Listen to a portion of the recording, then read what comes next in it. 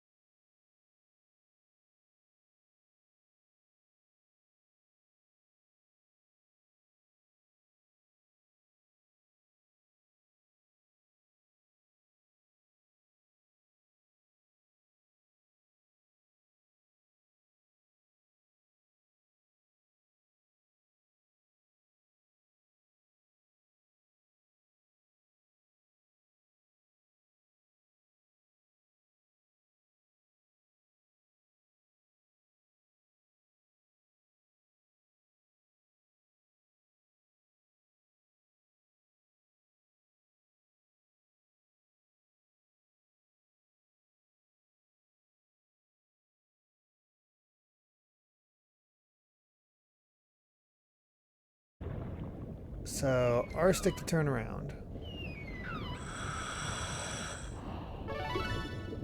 Can you see an area in front of you where there's a hole in the cliff? Our survey data strongly suggests that there's something through there. Would you mind swimming over there and letting us know what you find? Alright. Press and hold L to swim the direction that you're facing.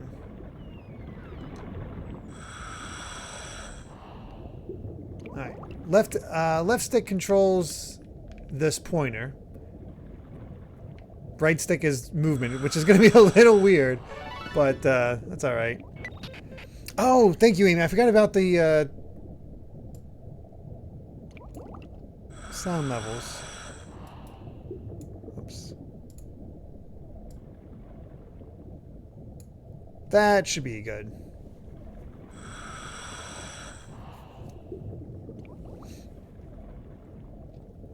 The Smog's surely looking for that coral. I turned it down just a little bit. It's no big deal.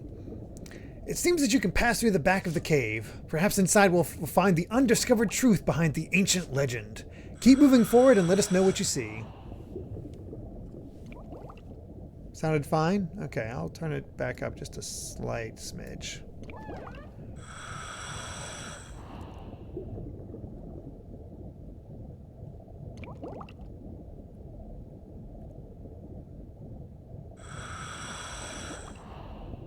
It's weird. You'd think that the breathing sound would be a little annoying, but it kind of adds to the atmosphere.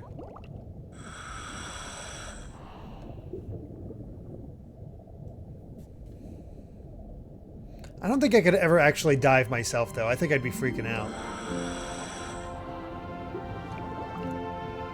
What is this place? Could this really be it? My God, it is! It's Endless Ocean Blue World! We've finally found a copy! It all started on that fateful day in the South Pacific Ocean.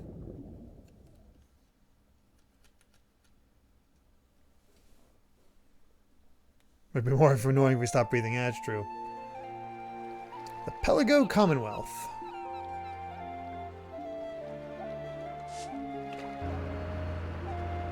The Song of Dragons? You told me you're researching folklore in college, didn't you? Well, there's definitely mention of that legend here in Pelago. The Song of Dragons brings misfortune, or some such superstition. It's an odd thing to be interested in, especially have taken time out of your studies to pursue it here. While working for me at L&L Diving Service. Well, you truly take the L. Well, at the very least, this job will take you to oceans all across the globe. Of course, while you're researching, I'll expect you to do your share of guided tours and photography. But I'm getting ahead of myself. What was your name again? Might as well just actually put my name in.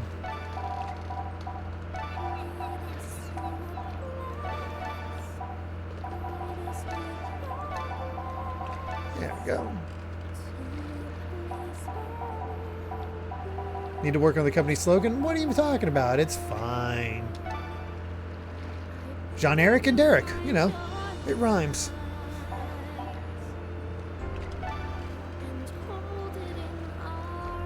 Went scuba diving once, which is a mix of snorkeling and scuba diving, and nearly had a panic attack. Yeah, I think that'd be me.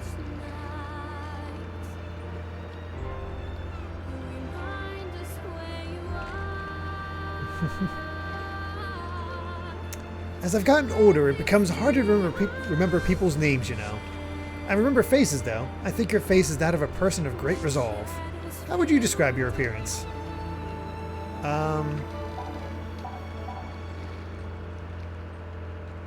Let's go medium. With fine or pronounced features? Let's go pronounced. Excellent. It's always interesting to hear how people see themselves. But we don't put much stock in the way people look around here. In this line of work, skill is more important than what's on the surface. That reminds me, there was no photo attached to your application. Maybe it fell off? Well, it doesn't matter. We're nearly there, so let's take a new photo before we arrive. I need one for your file. Are you ready? Say squid.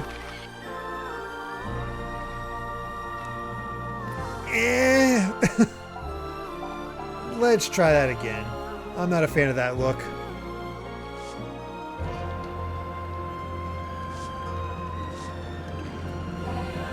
Let's try more fair with fine features. God, the music's going hard.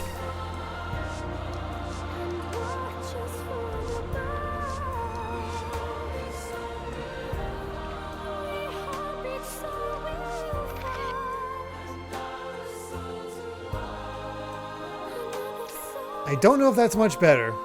I think I might have preferred the last one. This one looks like I'm doing a pouty lip face.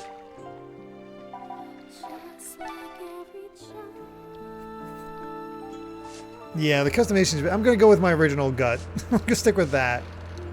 Actually, we're going to go with fair with pronounced features. That's probably it's funny. Wait, you actually know this song, Amy? I do. Maybe that's why No, that's Nishiyama.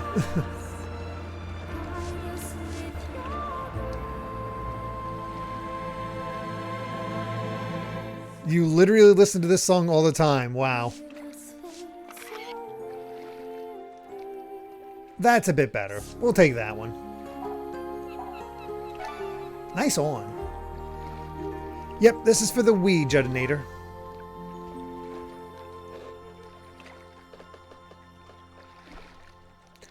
Thanks. I'm an old school shutterbug. Smashman with 100 bits says, I knew I recognized the song. It's from Quest for Camelot? What? Oh, Akira Nishitani designed Street Fighter 2 and Final Fight alongside Akira Yasuda. No wonder I recognized it so much. I mean, Arika, who developed this game, also developed the Street Fighter EX series.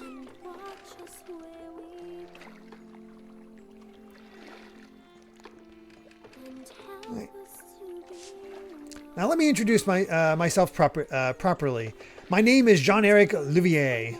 Honestly, I almost read that as Levier from the twins in Final Fantasy XIV. I hear it's a dream of yours to work with me. In my younger days, I could understand somebody saying that, but this old man? It's been a long time since I made a name for myself as a marine adventurer. A long time since I've done anything. I dove too deep one too many times, and I suffered badly from decompression sickness. The bends, we call it. It's left me with a serious medical condition. I can never dive again. I'm just an old man abandoned by the sea. It kicked my ass. Bent me right over. I have no time for things like your Song of Dragons. But we are short-handed here, so anyone willing to work is more than welcome.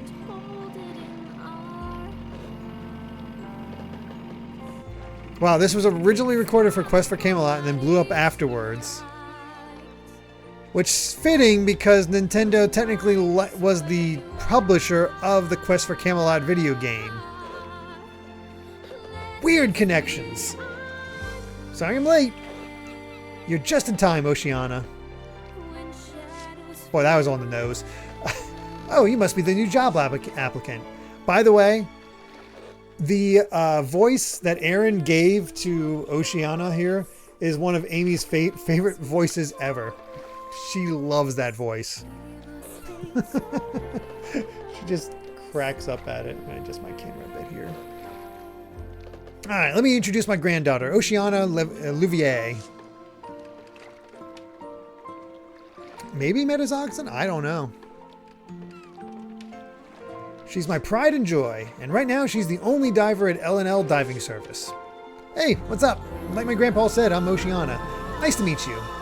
Believe it or not, I'm a seasoned pro with years of diving experience.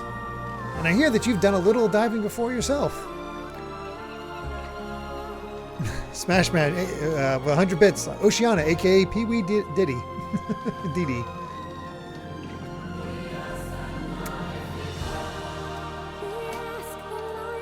Yeah, it's definitely not. You've never met anybody else named Oceana. And I hear that you've done your little diving before yourself. Let's see what you can do. This dive will be your entrance examination for L&L Diving Service. Follow Oceana's instructions and see how well you can move around underwater. As soon as you're ready, we'll start the dive. Alright.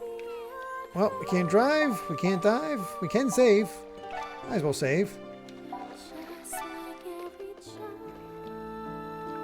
Yes, the penguins are back.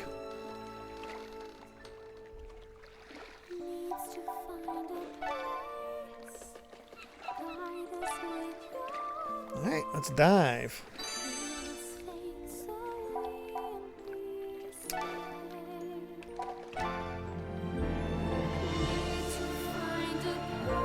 Yeah, I saw that a Visions of Mana demo came out, which is a really good idea.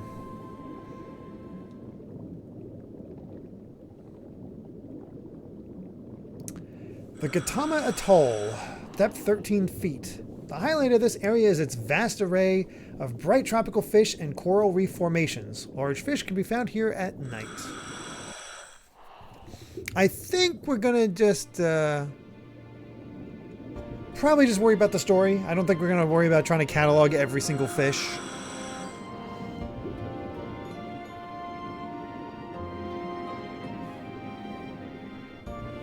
But you're right, Lass. This game does, for a Wii game, and how many years old, this still looks pretty decent.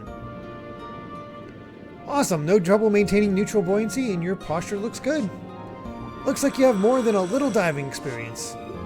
Okay, let's get started. First, I'll introduce you to Gautama Atoll. This area is called the Atoll Gate. It's a small coral reef in the northwest of Gautama Atoll. Smaller sea creatures make up most of the marine life here. That's how well you do interacting with them. Let's see. Alright. Point of view. You're focused on a particular fish. Focusing on an animal lets you access detailed information about it. It also makes it easier to interact. The best way to get close to animals? Feeding them, of course. Try equipping the food tool.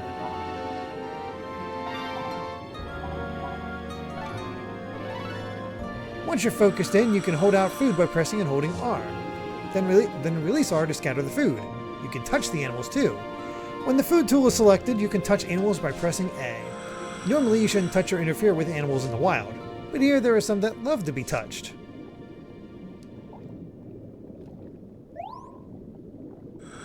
It's like a magic trick. Whoa! That's more like they just pecked it right out of my finger. I did not let go of the button. Interacting with animals like this helps you learn more about them. This valuable information will make your work here much easier. There are lots of small fish living among the coral and rocky reefs. If you find a place where you think they might be hiding, press A to zoom in. Look around and practice your techniques a little more. Once you've gotten to know this area, we'll leave the Atoll Gate and go exploring. Whoa. The speckled butterfly fish. When you focus on a creature, you can select its name at the bottom of the screen to see information about it. Press left or right on the switch between information on the creature and its habitat. Let's see. A pale yellow fish with dark spots. There are many similar varieties of butterfly fish. This makes it hard to tell which is which, but this species is easy to pick out because of its unique color. And you can find it here.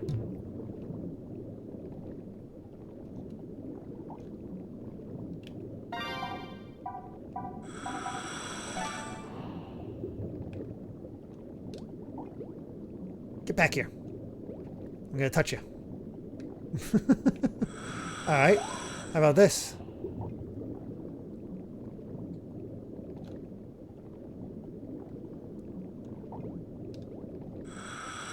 I don't think I'm actually touching it or anything like that.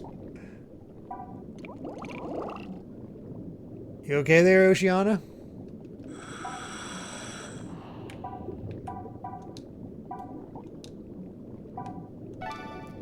I could talk to it.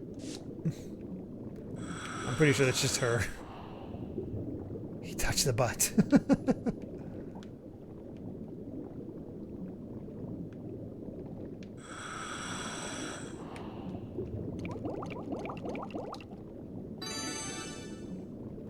The flame angelfish. Let's see.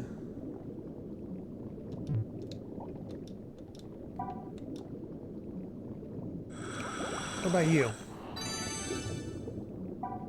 the Bower's parrotfish.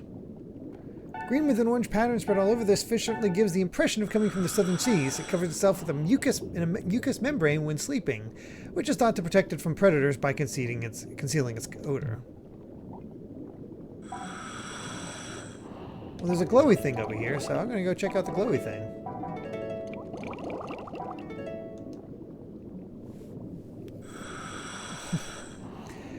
Zoom mode lets you look at rare creatures up close. You can also feed them just as in normal view. You'll find more zoom mode points when diving with Oceana. What the heck are these? Dusky batfish. Young fish are around 2 inches and black with a bright orange tint around the edges. Their large fins flex gracefully as they swim through the water.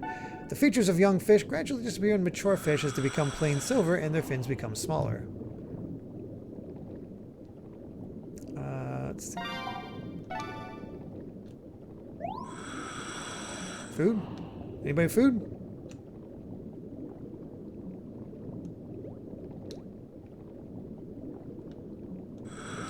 Oh well.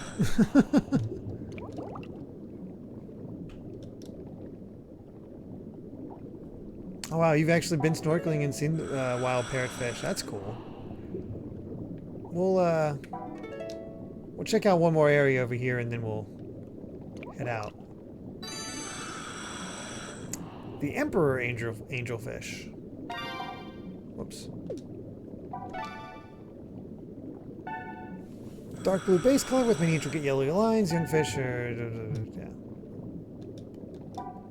Alright. Once you let go of the food, it becomes a sort of cloud, sort of like actual fish food. I see.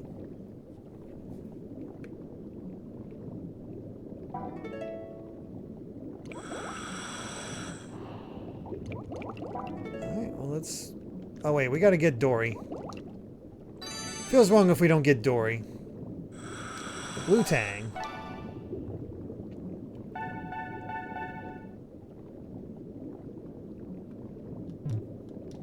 Likes lettuce. Yeah, we found her. Now we just need to find Nemo. Alright, let's head this way.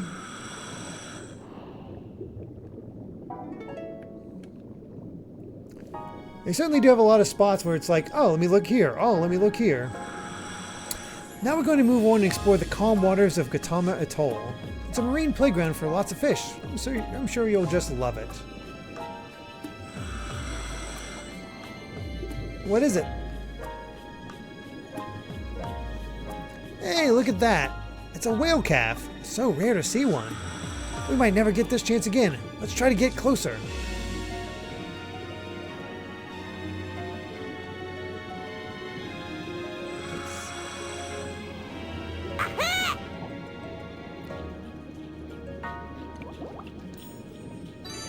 Smash Man with 100 bits saying, real talk, does Starfy cameo in this game? That'd be a fun reference, but I doubt it given that the series seems more grounded in reality. Yeah, for sure. Anyone here speak whale? I do. Hello, humpback whale calf. Sorry. Judging by how small it is, it could be only a month or so old. Strange that it's not swimming with its mother. I wonder if they got separated. This isn't a good situation. Let's find the mother. Great idea. She must be still somewhere near Gautama Atoll. We have to find the mother. If that humpback whale calf's mother is still somewhere in Gautama Atoll, where would she go? Maybe to the Spring Garden area? She's playing Sonic? Oh, right. You don't know where that is yet. It's directly south of here. I've marked it with a circle on your map. Check your map by pressing X. Let's head for the Spring Garden right away. Oh wow, that's pretty far down. Let's see. I get rewards for filling in the map. Excellent. Oh god, it's gonna make... It's like... It's like Wind Waker. I gotta fill in all the little bits. You look new. Oh, a yellow tang. Can't we get some orange tang in here?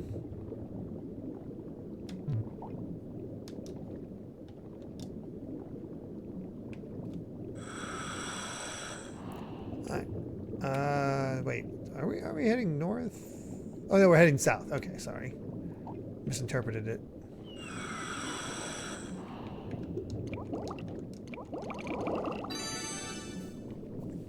Purple Queen. How do they come up with these names?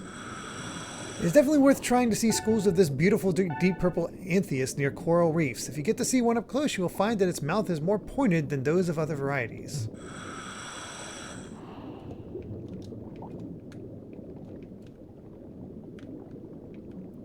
Maybe we'll find some orangutans. Oh, wow.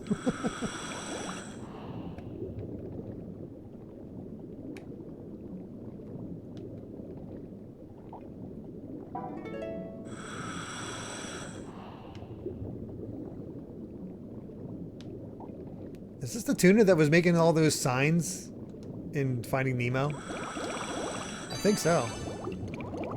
Oh no, they're big-eyed trevallies. Or trevally. Normally shiny silver, males turn black during the mating season, and young fish are gold or silver with 6 dark lines. It can live in areas where saltwater and freshwater mix. Smaller fish have been known to swim upstream where the river temperature is similar to the seas, and there's plenty of food. Well, there you go. Is that a turtle? Oh, I think that's a turtle. We gotta go see that. We gotta go say hello to the turtle. Tortoise, probably. No, green sea turtle. Heck yeah. Ask how old he is, exactly. It has a carapace made up of a central line of 5 hardened scales with 4 more on either side, and its legs are shaped like fins with the forward pair longer than the rear. Unlike land-based turtles, it is unable to draw its head and limbs into its shell. We might be able to feed it and get some more information. Good turtle.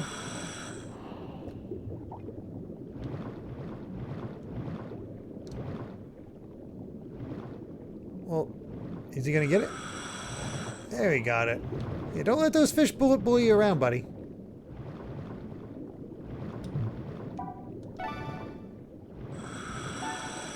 Wonder how much you have to interact with it to get more info. Totally. I thought I saw another big fish somewhere around here. There's a real big guy just going along the bottom.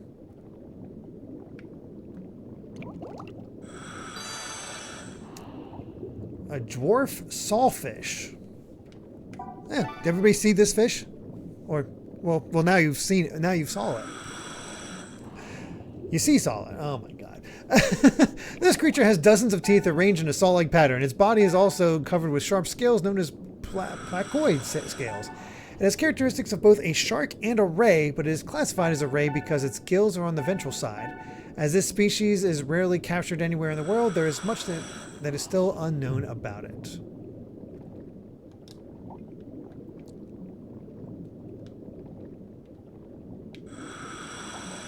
Oh wait, is that the dude I saw before? Big old forehead. Look how massive this thing is.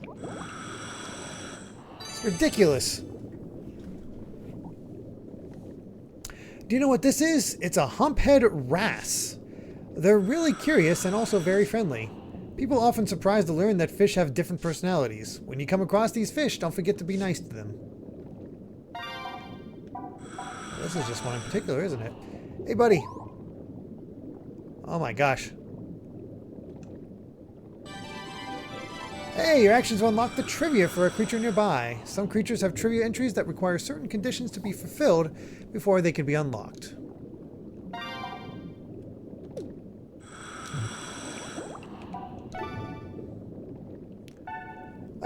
Weighing up to 450 pounds, this is the largest of all wrasses. It has a distinctly shaped hump on its head and a pale, complex color pattern. Females are whitish and have a smaller hump, and young fish have black lines behind their eyes. It normally lives independently around coral reefs, but many gather together during the breeding season. They kind of need to. Unfortunately, the humphead wrasse is extremely...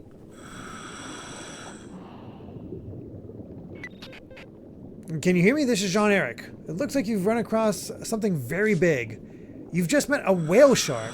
It's the biggest fish species in the world. Any diver would love to encounter one. It's so popular, it could be called the mayor of Gautama Atoll. Ha ha! That's not a good joke. Also, it's a very friendly creature. Why don't you try interacting with it? I'm hanging out with my humphead wrasse. His hump, his lovely wrasse humps. Or lumps, whatever. Unfortunately, the humphead wrasse is extremely popular as an aquarium fish and is also in demand from stores and restaurants. Because of this popularity, they are overfished, leading to a drop in numbers and increased international conservation efforts. God knows how that's going in these days.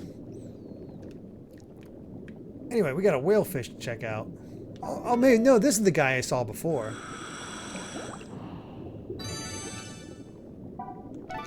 Guitarfish. The front half, all I can imagine now is just Animal Crossing write-ups. The front half of its body resembles a ray, while the rear half resembles that of a shark. Don't ask about its parents. Its whole body is covered in its fine scales, and there are a number of spines on its back. It can crush and eat solid food such as shellfish and crustaceans using its unusual ridge-covered teeth. It's a mighty bite. All right. Where'd the whale shark go? I think I lost it. Wait, are those seals? All right.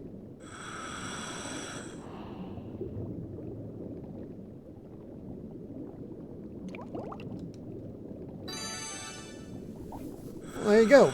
A California sea lion in the South Pacific. Sure thing.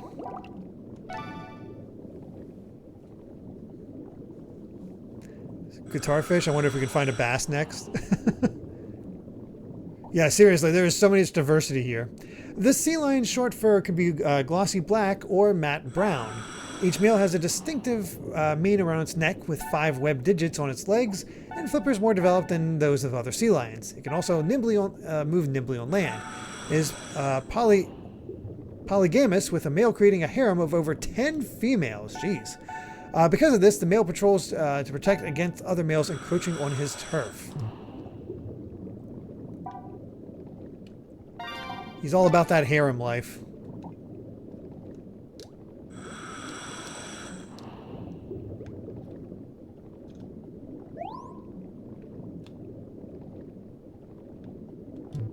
There you go. Alright. That's right. Gotta head back south, and maybe we'll see the whalefish again. Oren, Emily, thank you so much for the raid. Going glub. Glub, glub, glub. What were you all playing? We just started. Boy, you are going at from a very different pacing. From the wild. Oh, miss. I need to hang a left. From the fast pacing of Crazy Taxi to this. Dishonored, then Sega Bass Fishing, and then Crazy Taxi. So you were eating the guys I'm observing right now. Uh-huh.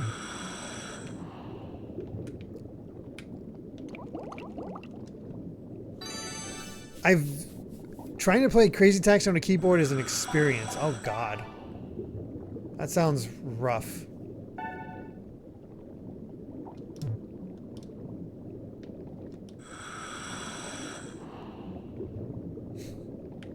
Marbled Ray? I thought it was talking about, I was looking for a marbled rye.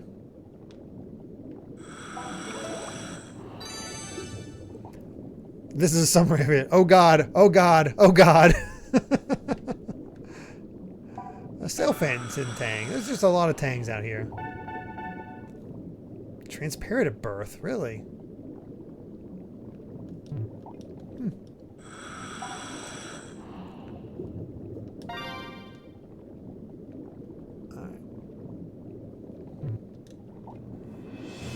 We lost the whale shark, but we found the whale. So it's all good.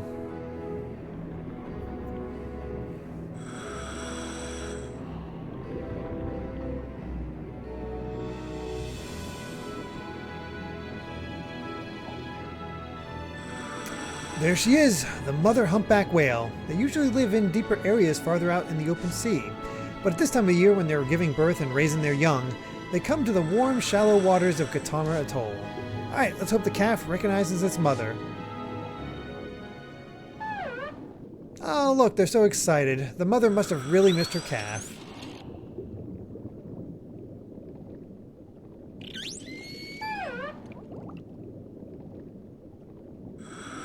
I'm so glad we got them together again. Hey, look out!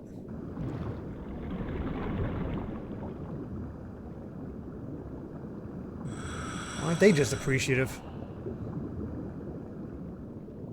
How rude. Uh-oh. Oh no, my pendant! I don't know how that slipped out, but my pendant! Hey, did you hear something coming from the pendant? So, did you win, Crazy Taxi or Emily? You heard it too, didn't you? Is that the live stream? What was that sound? Look out! She's gonna ram us! Get out of the way!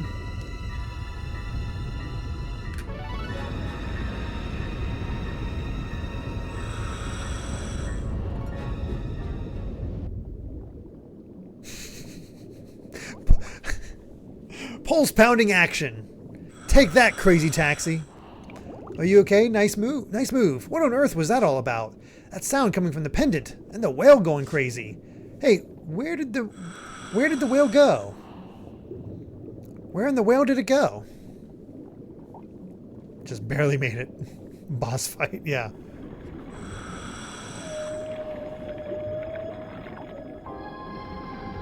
Looks like she's settled down, probably because she's reunited with her calf.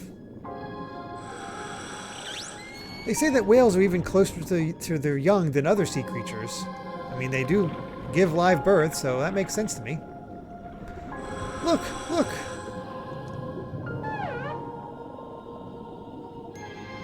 The mother is feeding her calf.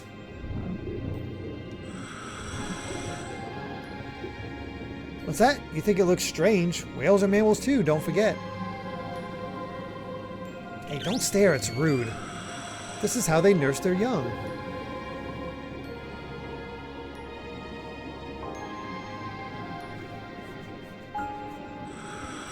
True Karagosa, but yeah, it's fine.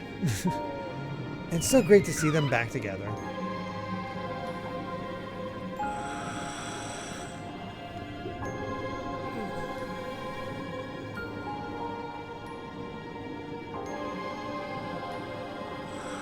Now to get my pendant back. That's strange. I know I dropped it here. Where did it go? Oh no, look over there. It got caught in the whale's snout and all that chaos. What am I going to do? That's a memento for my mother. You can grab onto large sea creatures. Just focus on them and select the icon on the lower right of the screen.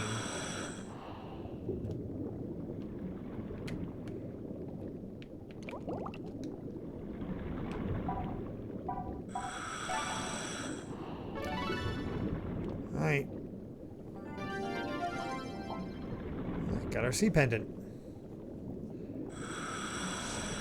Has the words "The Road to Truth" engraved on it in small letters. Oh, thank you so much. You got my pendant back. Okay, let's head back to the boat. Grandpa's probably worried about us. Oh yeah. The Grumps explored for how long before they realized they could just, you know, return to boat.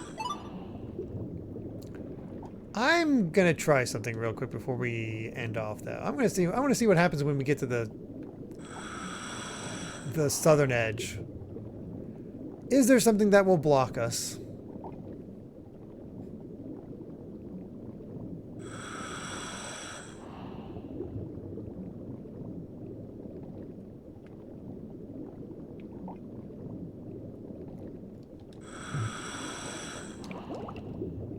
Oh, that's just another parrotfish.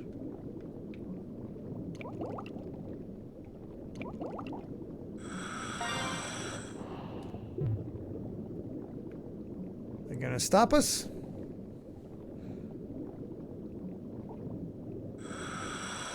Yeah, literally can't go up that far.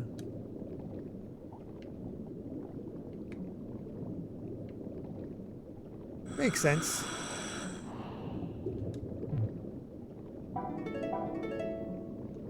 Deep hole entrance. All right. Hey, Darth Chrono. Thank you so much for the tier 1. Subscribe to tier 1 for 3 months in advance. So 36 months. Currently on a 36-month streak. 3 years and counting. Hi, everyone. How you doing, Darth Chrono? Thank you so much for that. That's extremely generous of you. Thank you.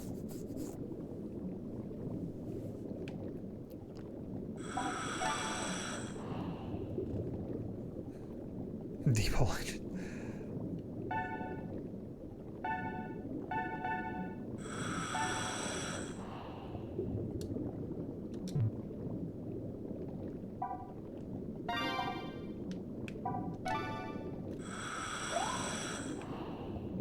Some food.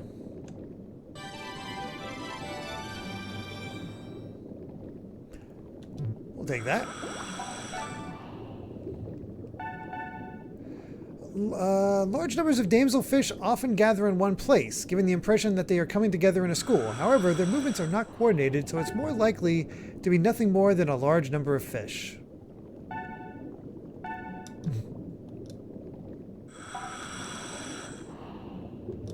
Alright, well. Are we upside down? I don't think so. Alright, well, let's return to the boat.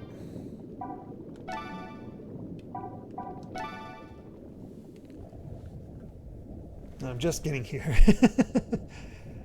Hey, you show up when we find ourselves near the deep hole. That's just the way it goes.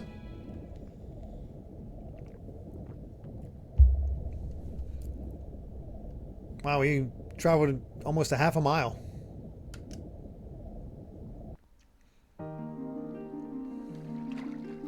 Well, how was it? You were gone so long I was beginning to worry. What, you were nearly hit by a humpback whale? Yeah, it happened when I dropped my pendant. It made this strange sound and the whale suddenly went crazy. I've never seen anything like it. I'm still not sure what happened. I see, so that's why you took so long to return. Well, there are still many mysteries surrounding that thing. Matthias and I originally... Oh god, Matthias. Sorry. I will never get Grump's playthrough out of my head with the whole Matthias thing. Matthias and I originally recovered that pendant from the bottom of the sea. Matthias Louvier was my son and Oceana's father. He died 15 years ago. What's up? Is something bothering you? Huh? You think the sound from the pendant has something to do with the Song of Dragons? Boy, just gloss right over her the fact that she had a dead dad. You seem to know an awful lot about this. I think it was nothing more than water rushing through the pendant and making some kind of noise. But could something like that really happen by accident? Yeah, you're underwater. The Song of Dragons brings misfortune. That's what the legend says. Maybe that's why the humpback got angry? Is there something special about the 2 pendants that Mom and Dad left me? Grandpa, about the other pendant. It's at the bottom of Deep Hole, right? The one you lost when you were just a child? Yes, that is where you dropped it. Well done on that. I've got to find it. I'm going after it. You lost that years ago, Oceana. You'll never find it now. Besides, that area is very dangerous. I won't let you dive there anyway. But just forget about these worthless superstitions. On a more important note, was our new recruit any good? Oh, absolutely. Even I was impressed. You should have been there to see it, Grandpa. I've never seen anyone with such quick reflexes underwater. Well, you certainly seem to have made an impression on Oceana. That's good enough for me. Consider yourself a member of L&L Diving Service. We're going to put this L in your forehead real quick. Congratulations. I'm looking forward to many more dives together. It's getting late. Let's make our way back to the island.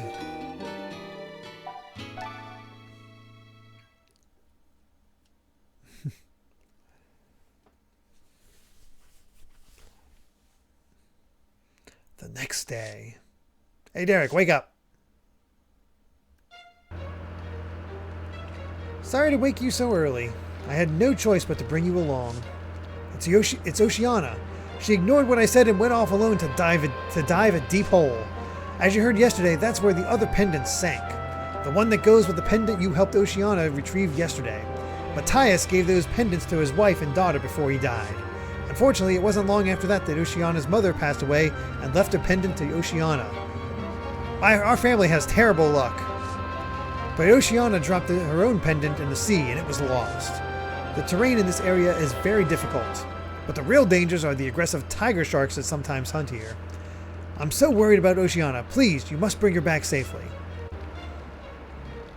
Okay, we're here. There's a corridor leading to Deep Hole just south of here. You can't see it at first glance, but it's a narrow, shallow channel with a forest of kelp growing around it. The dense kelp makes it inaccessible by boat. There's no choice but to start your dive from here.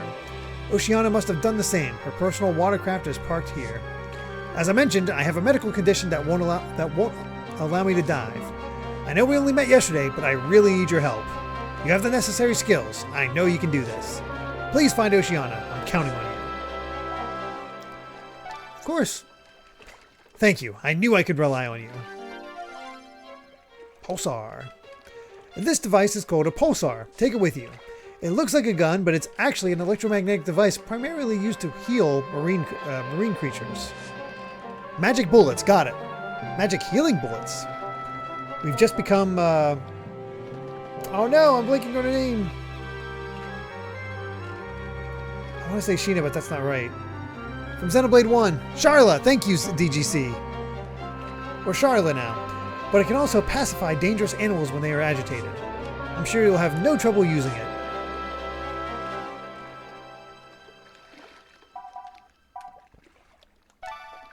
Alright, let's dive. Oh. Let's go to Deep Hole entrance. Boy, it worked out that we found that entrance last dive.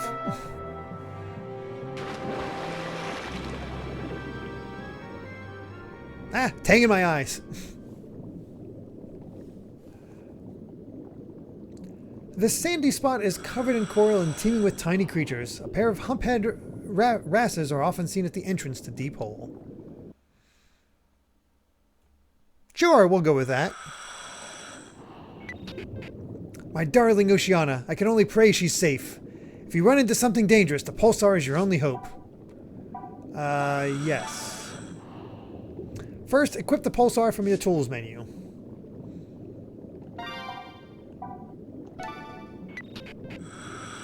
We don't have time for a full explanation, so I'll just run through the basics.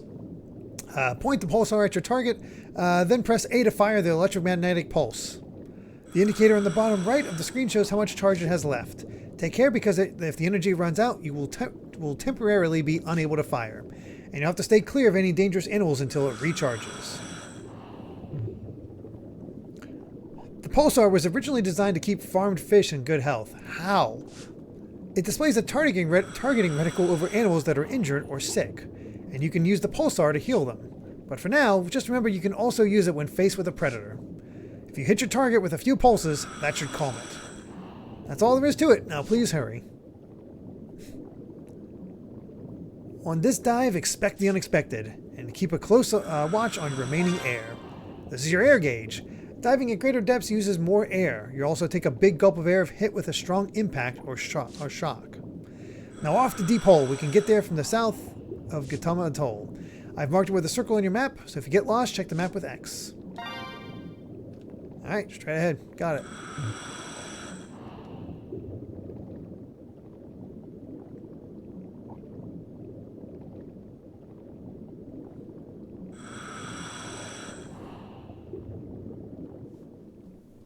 I'm gonna hit them and I'm gonna hit them again.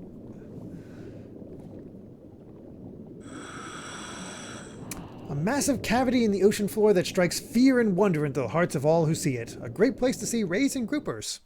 A lot of groupies here.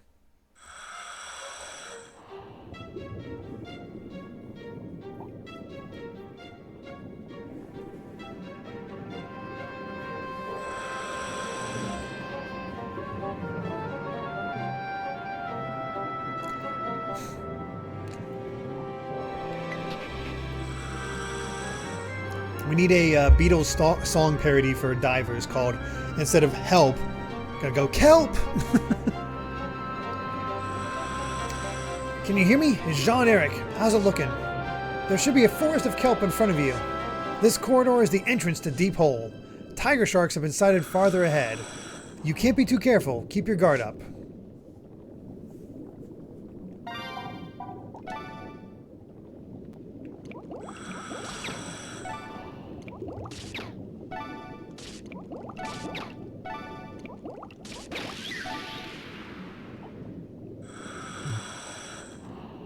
Is that electrified now? What the heck is up with that fish? What in the world?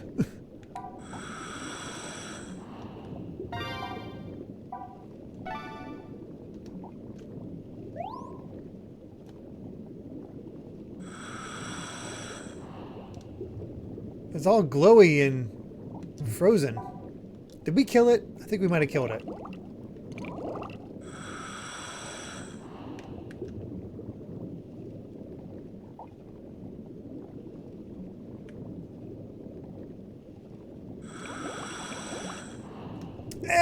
I'm sure it's fine.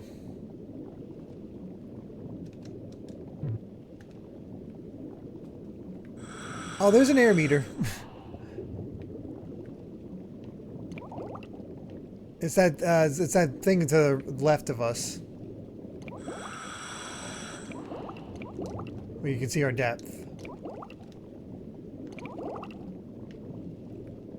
The air didn't run out during the tutorial stuff, but now it's our first real mission.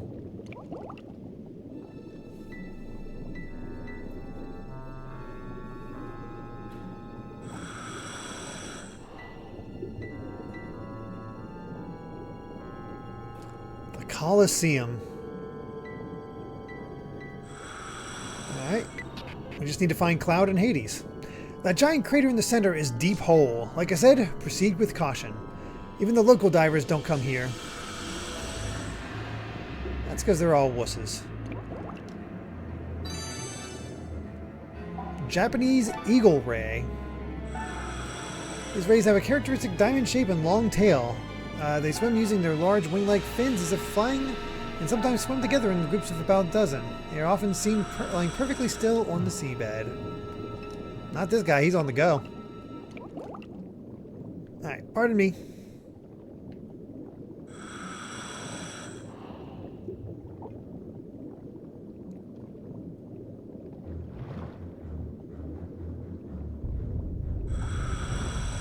Are they doing a rip-off of the Jaws theme?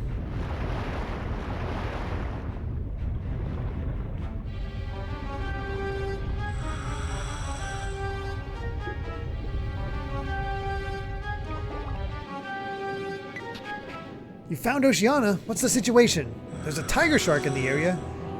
Me constantly mentioning tiger sharks means it's actually going to show up? Crap! What you're saying suggests that shark is hungry and aggressive. It's dicey. It looks like Oceana is playing it safe and hiding. But sharks have a keen sense of smell. Could notice her at any moment. Use the pulsar to calm that aggressive shark.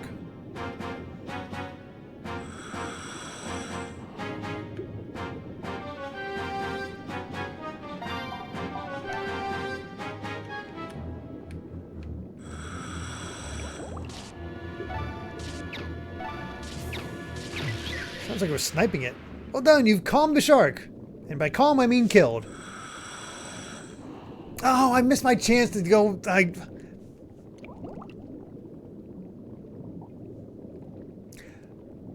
I should have said, I missed my total chance to go, smile, you son of a bitch. And fire the first shot. Dang it! Tiger shark swam off. Thank you so much. You saved my life. I'm really sorry for putting you in danger. Jean-Eric is worried. Wait, before we leave, I've got to find the pendant. It's in here somewhere. Please, will you help me find it? It's at the very bottom of this crater. I'm sure of it. I'm only going to slightly get you killed for my pendant. You know, it's worth it. If you see something out of the ordinary, point at it and press A to examine. Alright. Hold on.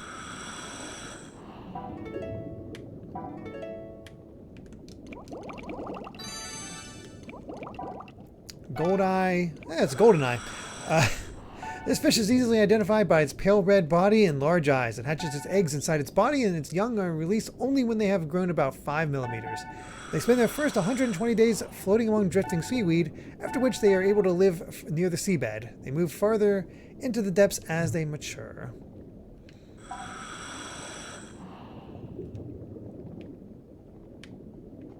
Well, we found a rockfish. Now we just need to find a rollfish. Look at that. Super easy to find. I failed the Jaws Legacy. I did. I did. That's it. Oh, thank you. That pulsar is amazing. I'd heard that it's used for treating animals, but it looks like it can be used to calm aggressive sharks, too. If you hadn't come to my rescue, who knows what might have happened. Alright, you can now use the pulsar to cure injured or sick marine creatures. A colored reticle will appear over them when you have the pulsar equipped. A green reticle will appear over lightly injured or slightly sick animals. 2 shots of the pulsar will cure them. A yellow reticle means moderate injuries or illness. You need 3 shots for these. A purple reticle, which is what we did see, means serious problems. You'll need 4 shots to heal the creature. Ooh, red reticle means the creature is in critical condition. You'll need at least 5 shots for this. Curing the aquatic life out of an area helps preserve its environment. You can even get rewarded for it. Well, there you go.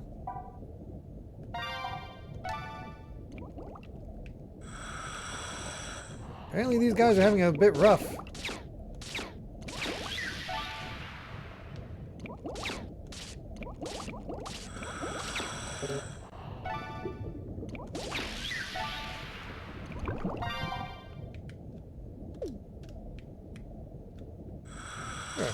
Whoop.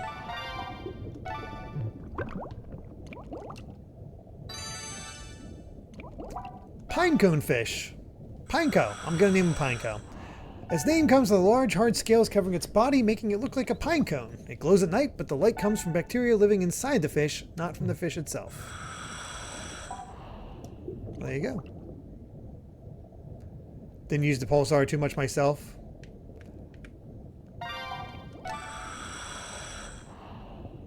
I just am curious what kind of reward you get.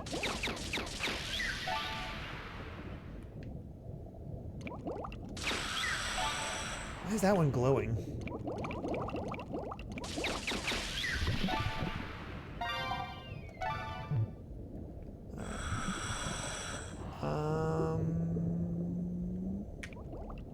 Ooh, what do we got here?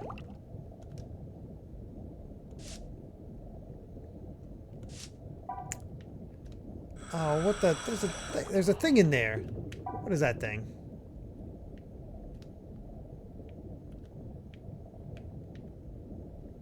They're teasing me. Alright, well, return to boat before we drown.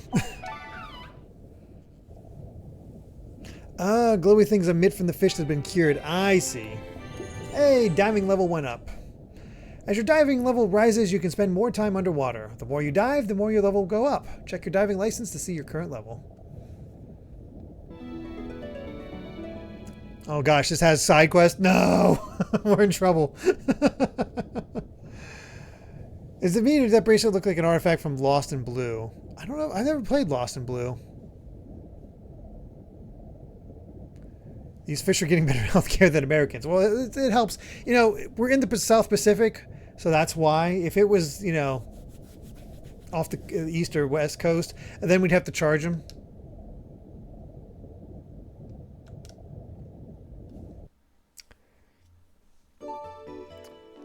I'm sure they'd rack up a lot of medical depth. What were you thinking, Oceana? Going off on your own like that to dive a deep hole. Do you have any idea how worried I was? Do you know what people will start saying if you keep going to the deep hole? They'll talk, you know. I'm sorry, Grandpa, but if that shark hadn't been there, I would have been just fine. Have you forgotten everything I've taught you? That kind of thinking can lead to disaster. That shark was just one of many dangers you could have encountered down there. You can't be so naive. Being unprepared only puts you at risk. You can't always count on luck and good fortune like you did today. Grandpa, I'm so sorry. I promise to be more careful and better prepared in the future. Very well. Thank you, Oceana. let's return to the island for now. I will continue the verbal abuse there. I can't thank you enough for what you did. I really owe you one. Hey, it's ATM. Thank you very much for the got a highlight chat saying happy Monday to all my friends here. It's good to see ya. How you been?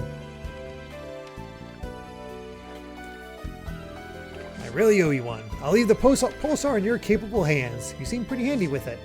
It takes a special individual to really master it, but I think you've got what it takes. Well, we both have pendants now. I mean, they're both yours. I don't really own this. They're both pretty much the same tube-like shape. What do you think? Can you see anything special?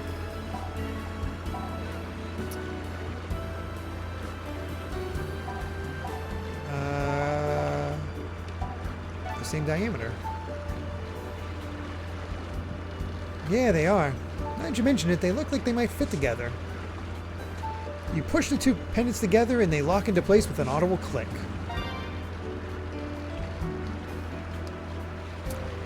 The pendants are engraved on the outside with small letters that form a verse. The road to the truth is the song of dragons, is how it reads. Song of dragons. Is this a message from my dad? I think I've heard that phrase somewhere before. Why don't we get Nancy to appraise them when we get back to the island? You haven't met Nancy yet, have you? She's a trader who travels around these islands. She knows everything. Well, there you go. Well, good night, Gregster.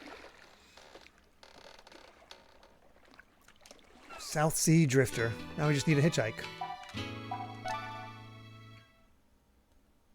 Oh no, Smash Pad. I'm not even repeating that.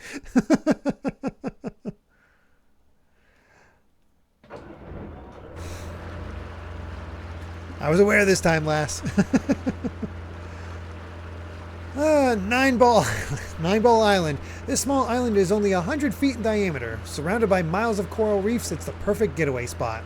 John Eric won it from a rival diver in a game of 9-ball.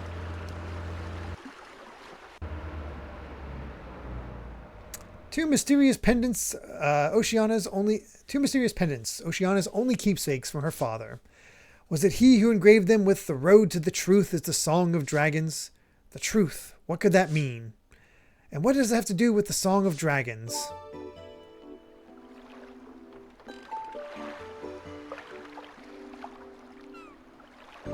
Of course, with all this activity since you've arrived, I've had no chance to tell you about the place where you'll be based. Welcome to 9-Ball Island, and the base of operations for L&L Diving Service. It's also the place we call home, and has all of the modern conveniences we need. Except the grocery store. Everything you need for your work is there on the table. And sorry about the mess, we love our soda and OJ here. The Marine Encyclopedia contains a record of all the creatures you've seen. Stop by this camera to develop any photographs you take. And there's an album to put all your photographs into. Of course, we have a radio so we can keep in touch with the outside world. Then there's the very important dive log where you can record your progress. Alright. There's also a notebook with information on what you've done so far, places you've been, and other notes. And last but not least, we have the collection. It's a record of all the items and coins you've salvaged. Go to where you see that wetsuit on the wall to change clothes and equipment. And head inside the cabin to rest for a while and advance time if you need to. Yeah, I got it. If I wasn't so much into frogs, I'd probably be into marine biology. It'd be kind of interesting. No, there is a game of 9-ball. There's 8-ball pool and 9-ball pool.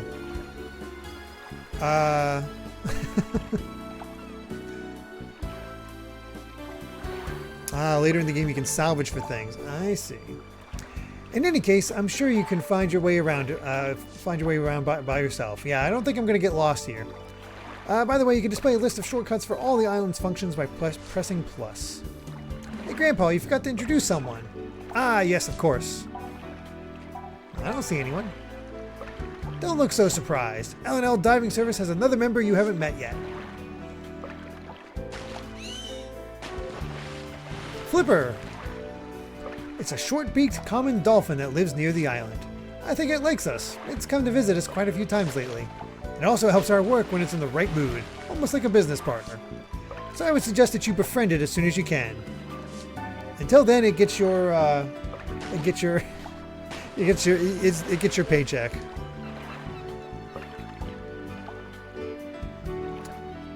Oh boy, what do we want to name this thing? What should we name our dolphin?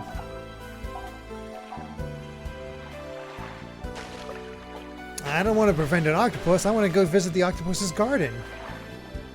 Nah, Flipper's too... Echo has potential.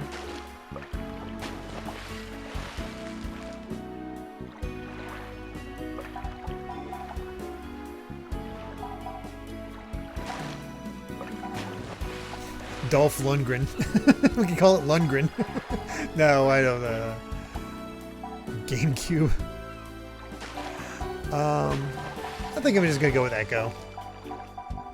Because I grew up with Echo the Tides of Time, so it feels fitting.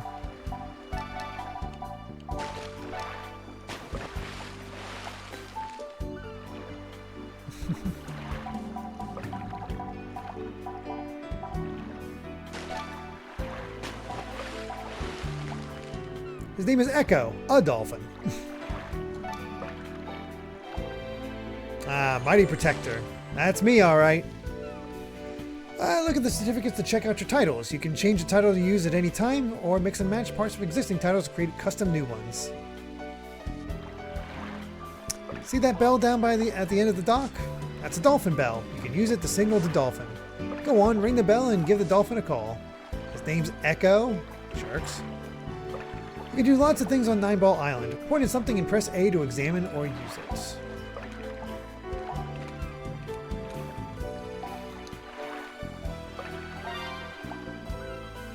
I think there's an online element to this. I think it actually might have even used the We Speak egg roll. So you could... You're gonna get multiple partners? So you can actually talk to people and to have it, you know, display those titles. Oh, excuse me. Point at the animals you've called, then give them signs to get them to do tricks. It's fun for you and good for them too, because they can develop their abilities. They'll jump higher, learn new techniques, that kind of stuff. But don't work them too hard, or they'll get all tired out. If that happens, it's best to feed them or let them rest for the day. Do a flip!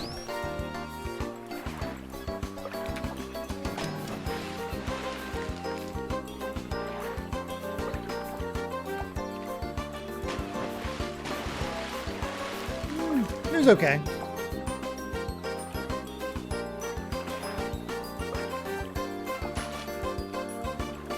Oh, I learned a new trick. Sing me a song.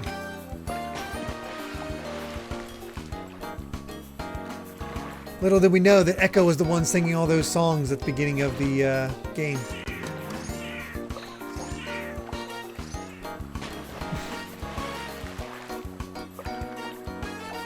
Not a very long song.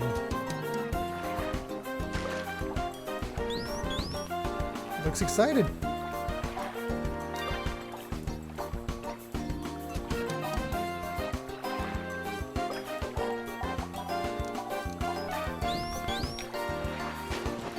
Let's see how well you do.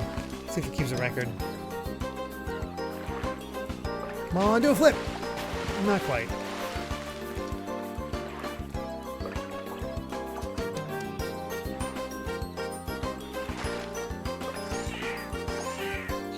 It's relaxing. Alright. At ease. Seems you're a natural with dolphins. Ah yes, wait here a minute, both of you.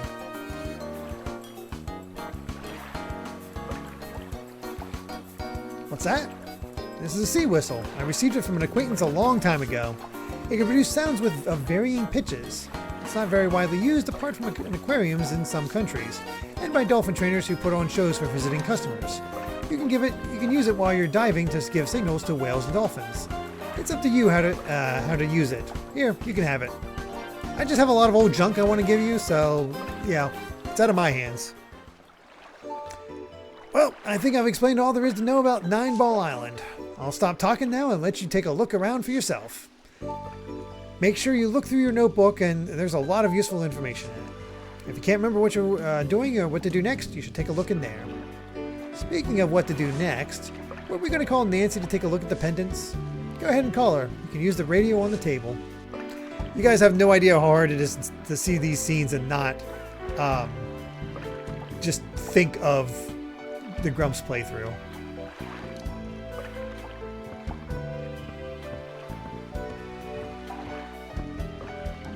What are you up to, Jean-Eric?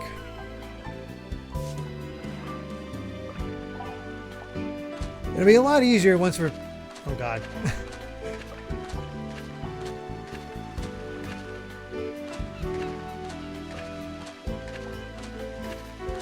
Alright, well, it was nice knowing you guys. I'm just going to go walk into the ocean now. Dang it! My will to live is too great.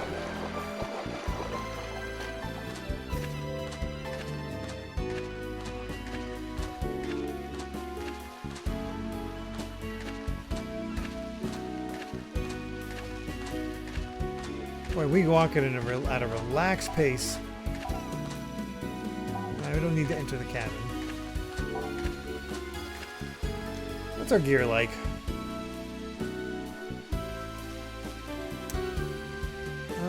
Let's see.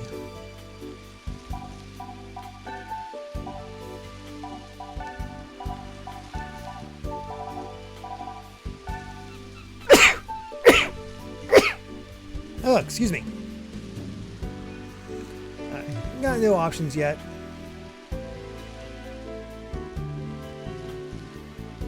Thank you.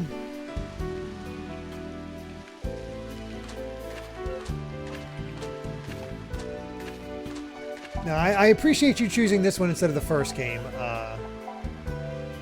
last, just because I don't think the fact that this has a plot helps this immensely for me. All right, let's see.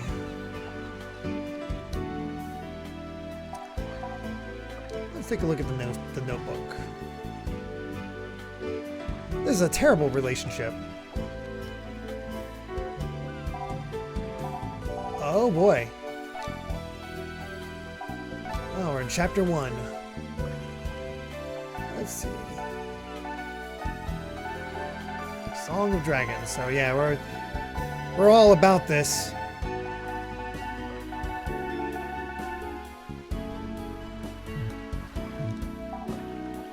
That's really funny. There's a way to keep track of what you were doing in the story. Born in France? No kidding. He was once an internationally renowned ocean adventurer, but had to stop diving after a serious decompression sickness incident. Jean-Eric now lives and works on Nine Ball Island, an outlying island of the Pelago Commonwealth in the South Pacific. He runs L&L Diving Service, a full-service professional diving company with Oceana Louvier, his granddaughter. Jean-Eric is a quiet and coolly rational man, but he does have an occasional emotional moment. He's also quite the pool shark. Ah, I get it. Jean-Eric's granddaughter, who works as a dive guide with L&L Diving Service. She grew up in the Pelago Commonwealth with the South Pacific as her personal playground, so Oceana is a first-rate diver. Usually bright and cheerful, she also has a slightly solitary and obstinate side, perhaps because she lost both parents when she was just a young girl. She also loves the internet and kittens. I can't imagine how she gets internet here. No worries, Egg Roll. Take care.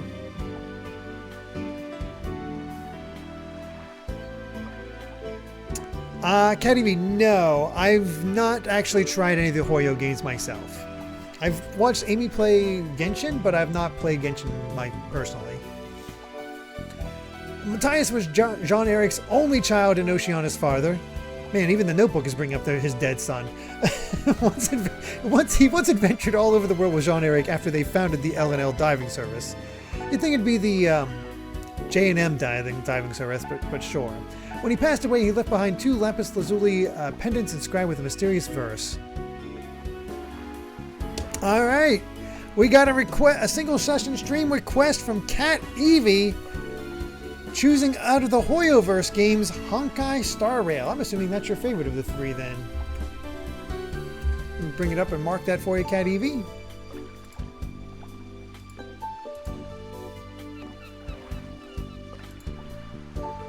We had the option between the adventure, the RPG, and the action game, and you chose the RPG.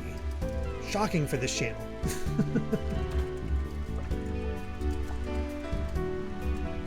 Cool. That'll be out after Punch Out.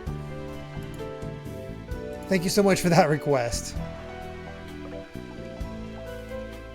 Be so funny to see we spend money to roll on a banner. I actually have not seen too much of the characters from Honkai Star Rail.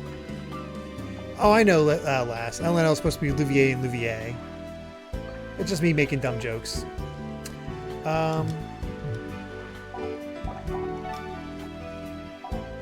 me. What the? You heard that some creatures at Gatama Atoll aren't looking very well. Go to Gatama Atoll to find out more. Oh, look at that, we already have a side quest.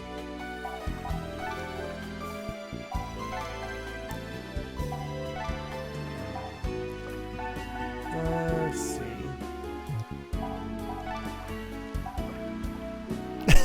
Yeah, egg roll. I didn't think we were stuck at the same amount of, not stuck, but we had the same amount of single session streams for the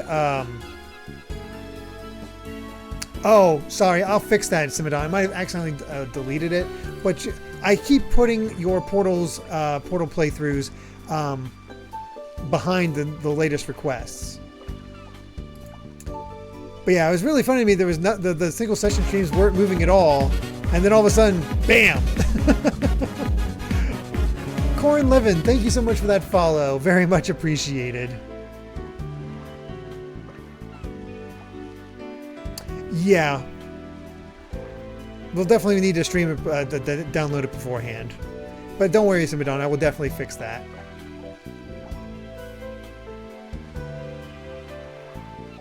This gives you some leeway in the longer streams. Oh yeah. Now this, I don't mind. I'm just more about the. I'm just more about the talking about the egg rolls request for Thursdays. That actually is a long game. Let's see.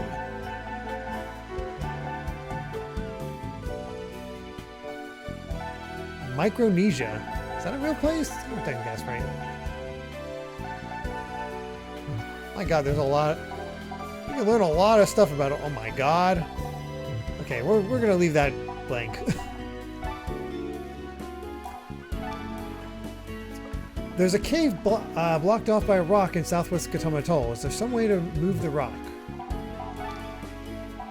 A chamber in the deep dome down a deep hole is sealed by a huge rock. If only you could move it aside. Looks like you can't move it with the human strength alone. If you could team up with a sea creature, might that be enough? Ah, we gotta train our dolphin. What the heck? Befriended whales and dolphins can join you as dive partners. When diving together, focus on your partner and select the icon shown at the bottom right corner of the screen to grab it and have it tow you. When diving with an animal partner, blow your sea whistle once to call it to your side. If you blow twice, your partner will search for salvage items or zoom mode spots. Each whale or dolphin will search for things it's interested in, so try diving with different partners to find out what each one likes. Ring the bell on 9-Ball Island to call the animal partners for training. Train each partner often so it can learn lots of different tricks. There's a limit how much each partner can learn in a day, so if it seems like you're not making progress, try again another day. Your partner can earn one of 3 ranks by passing a specialist test. The best way to pass is to train every day. There are rumors of someone who's befriended lots of dolphins all over the world. If you train your partner well, this person may pay you a visit. Follow his advice, and befriending lots of whales and dolphins could be more than just a dream. When you map previously unexplored areas, LNL Diving Service will reward you for the detailed map information. You also get a bonus when you complete a map. Talk to Oceana when you filled in a large area of a map. I wonder what that bonus is. I'm now at 768 points. Nice. Micronesia is off the islands of the coast of Asia. Thank you for the first time chat, Corin, and this is your favorite game of all time. You can thank Lass in the chat for that. I have a whole system here where if you earn with the channel points you earn, you can request me to play either a full short game, a full long game, or a single session stream. And they saved up for this short game since it's not super long. but glad you could make it. Let's see. Get more titles, we get more certificates. Change the title, check your progress and accomplishments. As your body adapts to diving, your diving level will go up and you will use less air on deep dives. Diving in deep areas will raise your diving level faster than diving in shallow waters. You can check your current diving level and the diving license in your items. And got salvage levels as well. As your salvage level goes up, your salvage intuitions will improve, helping you find more valuable salvage items. Check your current salvage level in the diving license. Fulfilling requests will raise your company rating, which measures L&L Diving Services' reputation. The higher your company rating, the more job offers will come in from all over the world. You can check your current company rating in the diving license in your items. Upgrading your equipment lets you dive deeper, longer, and in greater safety. Equipment upgrades can be expensive, but are always useful. And there's all this.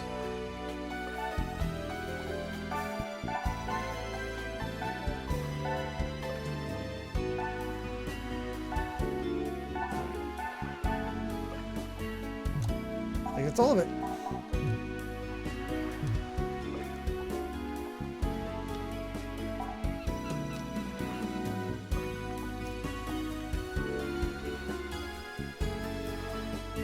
Seems like there's a lot that you can do here. The book contains a record of all the marine creatures you've encountered so far. Can you complete it? Oh god, it came with a Pokedex. Oh no. Coral reef life, small marine life, shore life, other fauna, freshwater, dolphins and whales, large marine life. Oh god, so much. I've got close to 200 hours in this game and still haven't finished everything. Oh no, we're not playing it for that long. That's for sure. Oh goodness. Alright, well, let's call Nancy.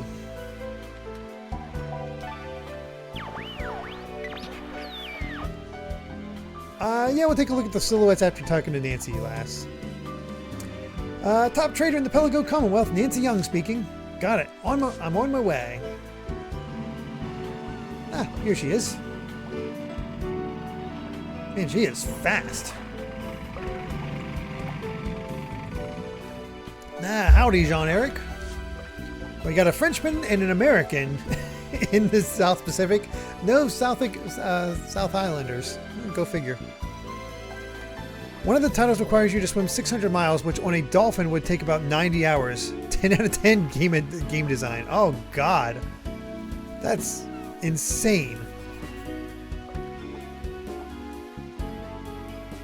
Hello, Nancy. You didn't waste a minute getting here. So this is your new recruit, huh? It's a real pleasure to meet you. I'm Nancy Young, the #1 trader of the Pelago Commonwealth. I also killed all my competitors, so don't worry about that. If you need anything at all, just give me a call, especially where to hide bodies, excuse me.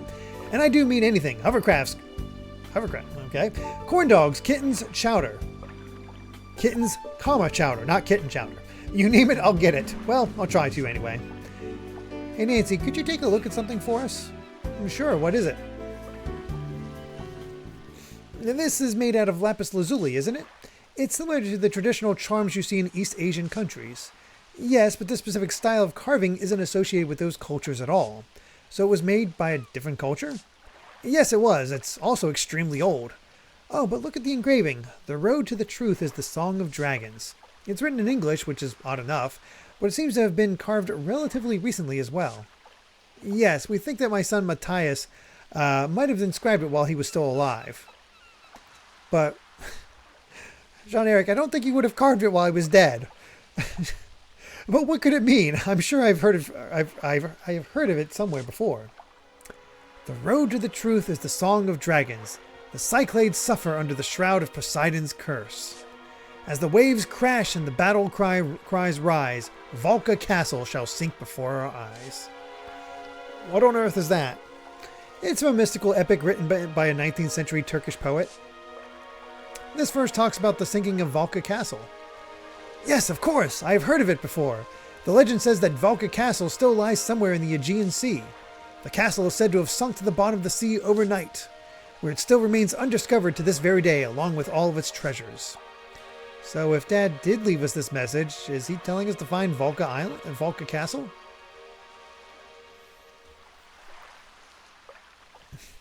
while I was alive and not dead.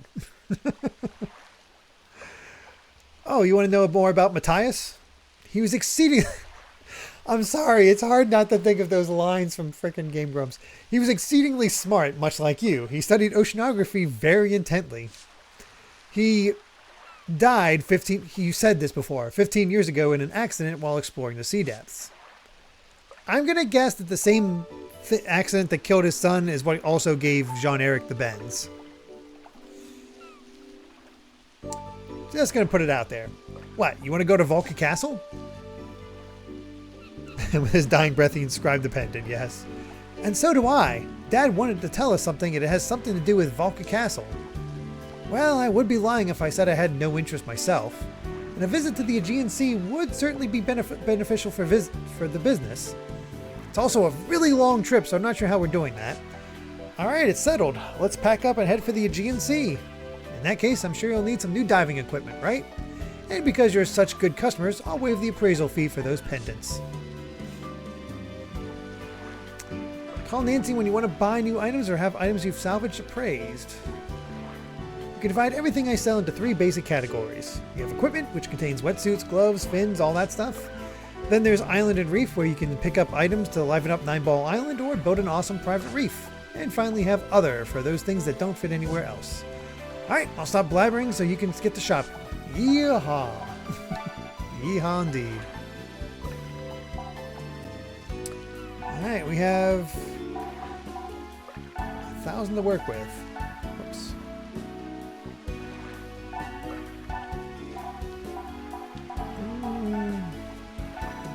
Mostly just different colors. What the? Why are all the tanks different colors? Alright. We'll give you a hammock, some deck chairs, a campfire, some coral.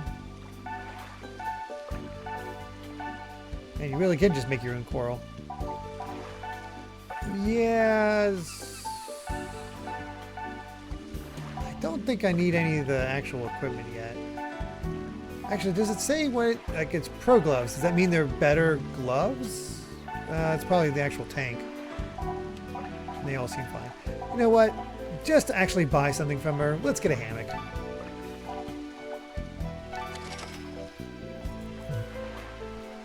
There you go, I bought something. By the way, did you remember that equipment I asked you to get for me? What equipment? Oh, right! You wanted an underwater camera and some night diving gear, right? You forgot, didn't you? I thought you might. Me forget? Never. Look, I have it right here. She literally just gives you her own camera. Correct me if I'm wrong, but isn't this a really old camera? Maybe older than I? Well, you see, okay, how about this? I'll give you a special discount on it. How does that sound? Oh, and the night diving gear will take a bit more time, so just be patient. It sounds like we have no choice. I guess we'll wait. Here, you can look after the camera. I'm just giving all my junk to you, so there you go.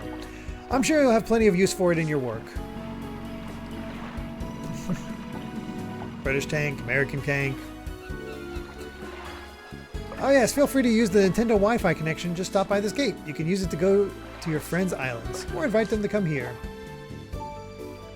This is where my Nintendo Wi-Fi would be, if I had any. Cat even saved all those points for Honkai. Respect. Alright, let's take a look at some of these, there's some freaky looking fish. There he is.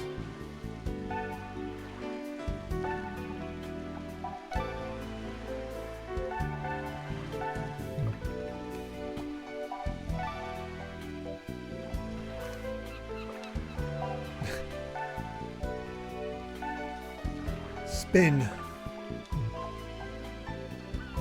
That big fish, a big ray.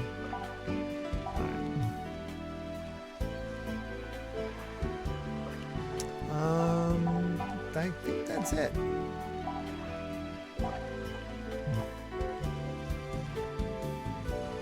Ah, there's our hammock. Excellent. All right, I wanted to check the notebook to look at our, Really? Hold on. Oh, wait, hold on. Ah! Oh, I didn't actually want to advance time. I just wanted to use the hammock.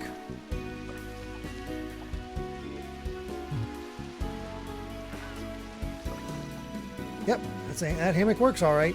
Good to know. Hey, Hair's Live. Going well. We're just exploring the island, getting ready to potentially head to the GMC. I might also just do this side quest while I'm thinking about it. Let me look up when it is again. Hey, Oscar. By the way, Lass, if you're anybody actually picked up, what is there fun to be found in the new Endless Ocean? It doesn't look like it's for me compared to this game, but did any of you who picked it up enjoy it? Actually, that's actually a great question for Corin Lavin. I'm sure you were super excited when that came.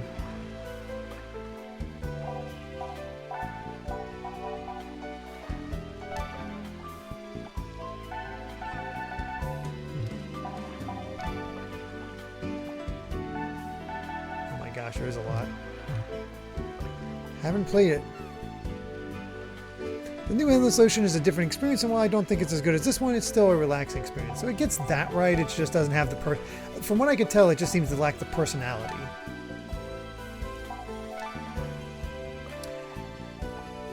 Oh, we got Oceana wanting to talk, that's good to know. And Oddfish and Gautama Atoll. Okay, so Gautama Atoll and Oceana. Let's talk to them. Thank you so. I appreciate that, Corin. Liven. Corin Liven. I'll probably just go with Corin, just to keep it short, but I appreciate that.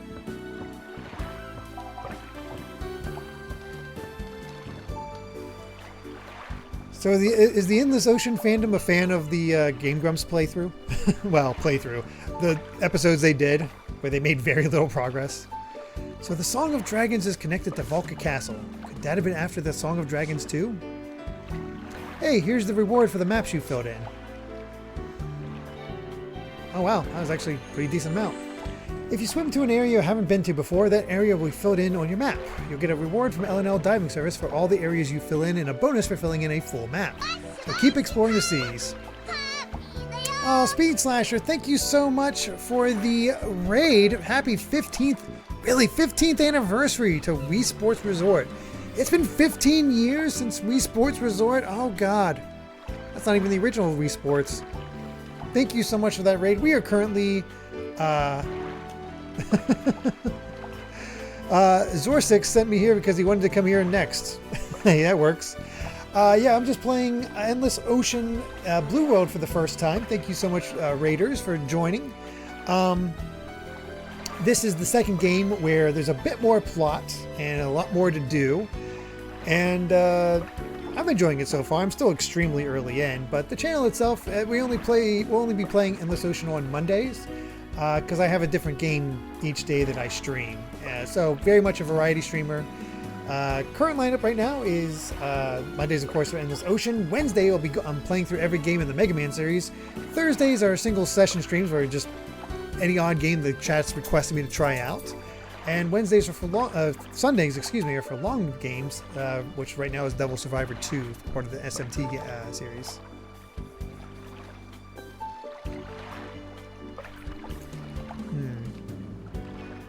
So I haven't personally seen the Game Grumps playthrough, but other EO fans tend to agree it doesn't portray the game super well and wasn't exactly a positive contribution to the general view of the game.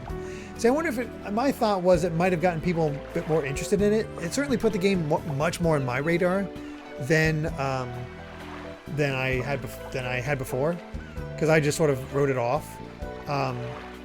But yeah, I could definitely see how making fun of a lot of the stuff could have a bit of an odd thing, but some of the jokes in there are really good.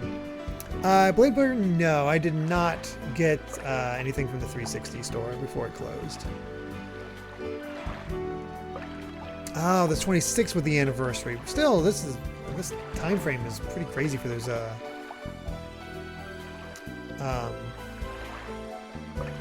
Yeah, it's all gone. Honestly, I've never really looked at the 360 store, so I don't know what I was really missing out on.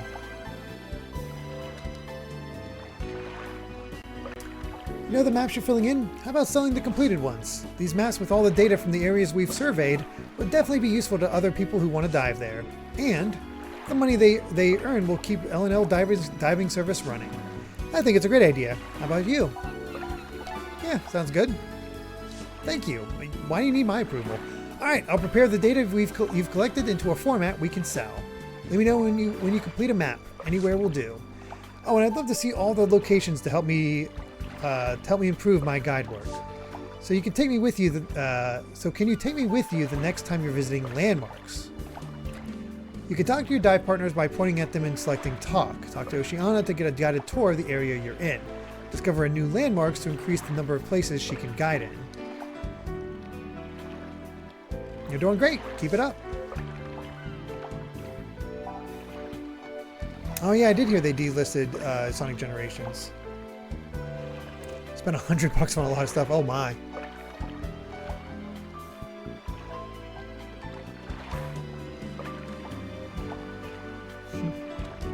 Anything else? Same dialogue.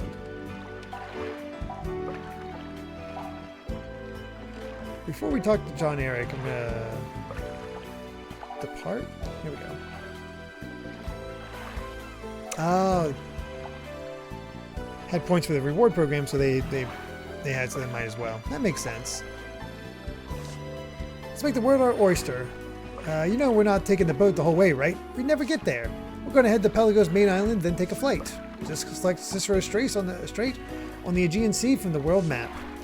Oh, and don't forget, it'll take us one whole day to get there by plane.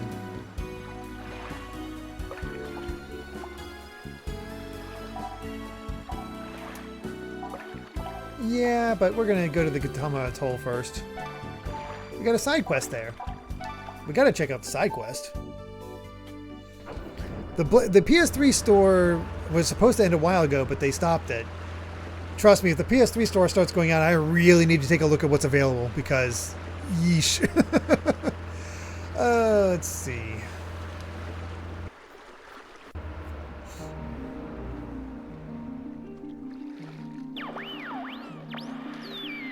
This is unusual. We have a radio call from somewhere.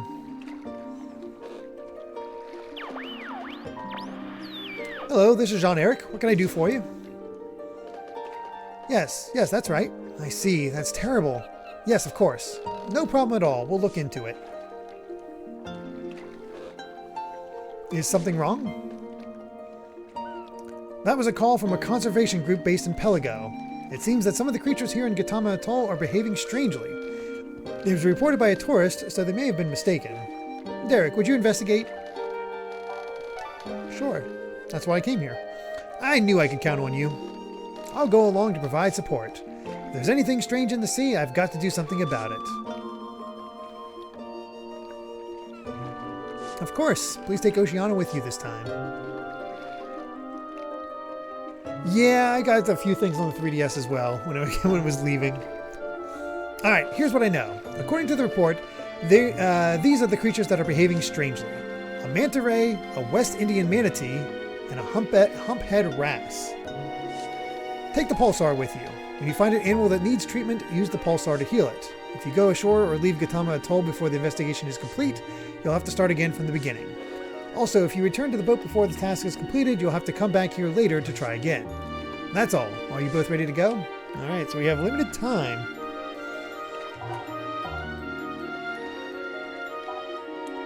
Let's go ahead and save.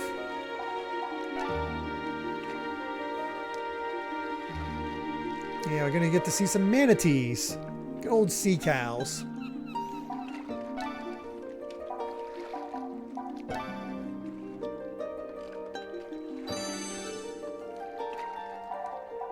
And we'll go ahead and start in Spring Garden.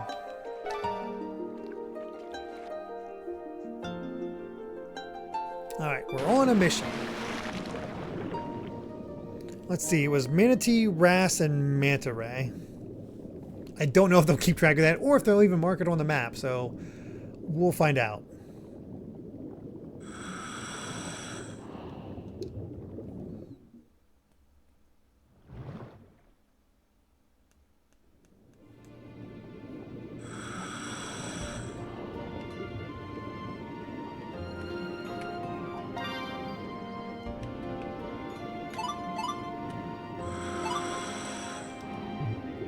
Okay, so they do not guide you whatsoever. Good to know. Well, there's the mother and her calf. Let's take a look here. I've not seen a manatee at all, so we're just going to go in directions we haven't been to before and see what we find.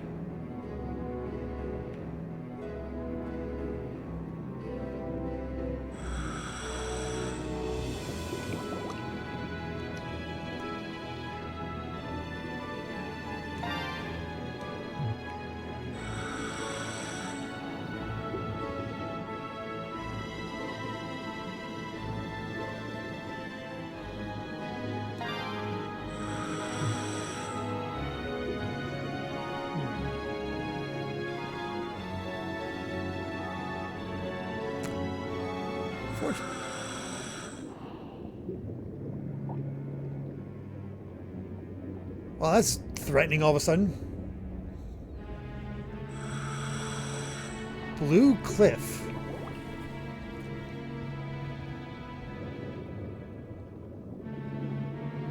Boy, that got ominous real quick.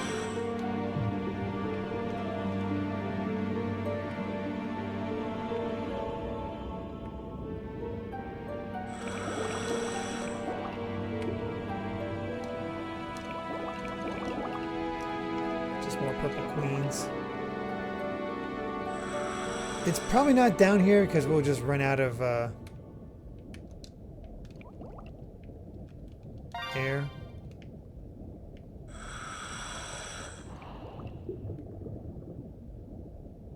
Yeah.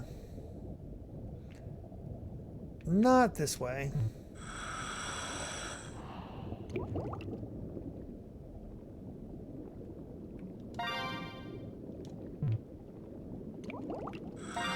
I might as well get this corner.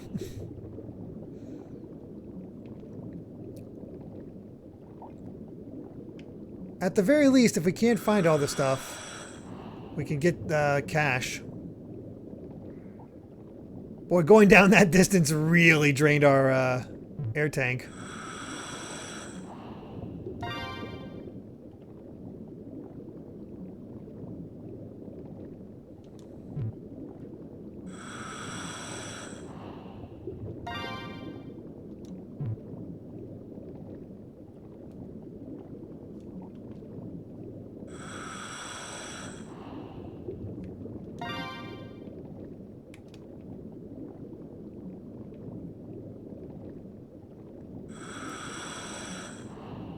Man, filling out the map is actually kind of a pain at the edges. Because I'm literally trying to go that way and it's not letting me.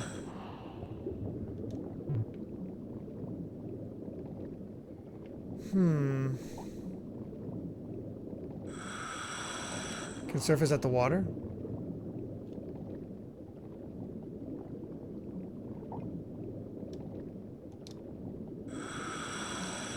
I didn't realize.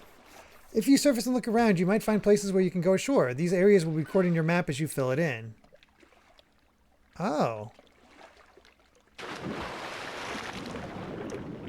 I did not realize that. That's interesting.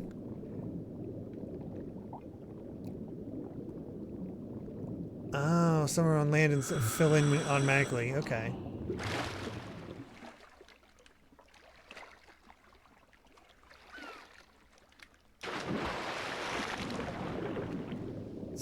So fascinating. It seems so vast and deep when you're underwater. Then you surface, it's like, oh, I've barely gone any distance at all.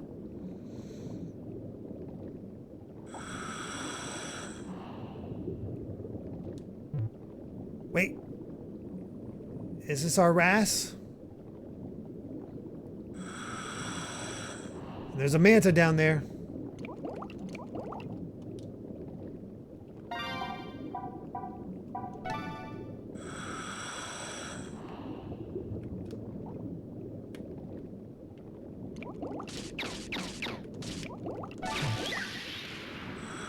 Alright. Manta ray and the West Indian manatee. Sweet.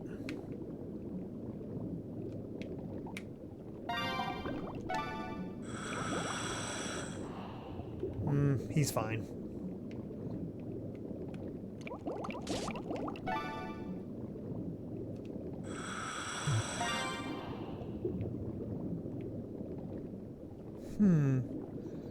Your wrasse is grass. Oh god, that shouldn't make me laugh as much as it did.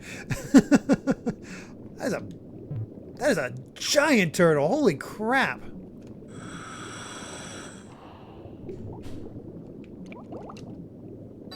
That's a leatherback turtle, the biggest of all turtles. My god. Their main food is jellyfish. Ugh.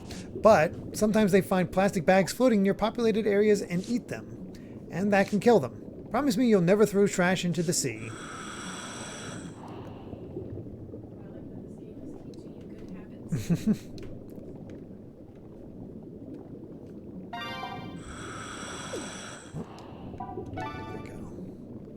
The largest turtle in the world, and it has large fins and a dark leathery back with several ridges instead of a hard shell. The total population is small and they are considered an endangered species.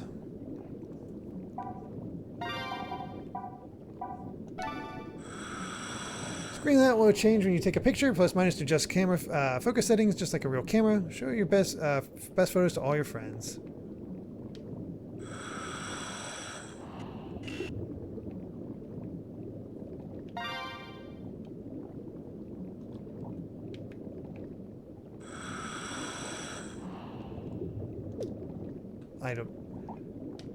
Oh, I had a good picture before and now it's gone. Let's get him back over here with food. Hey, buddy. Want some food? Huh? Eh?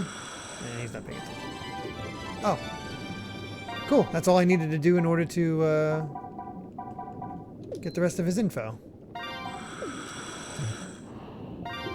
Ah, come on. There we go.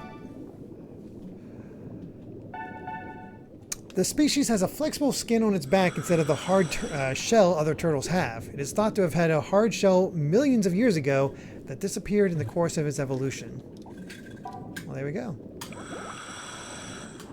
Whoops. Alright, well, we're going to have to return to the boat here soon, just because I am almost out of air.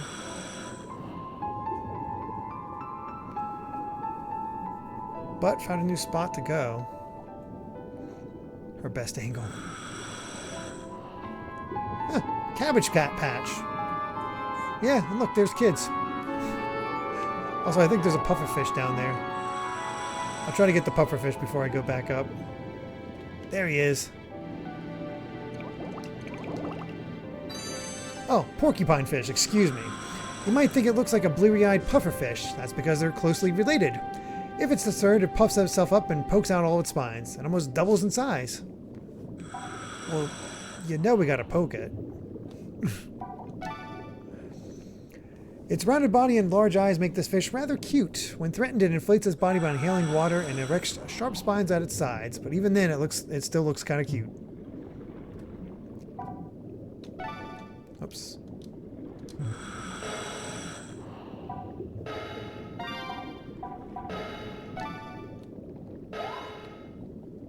Fine.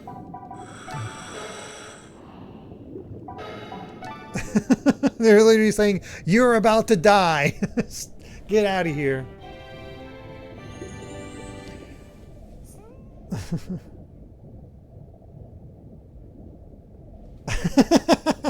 You thought the breathing in here was your mom sleeping during the day. That's kind of funny, Rob Harley.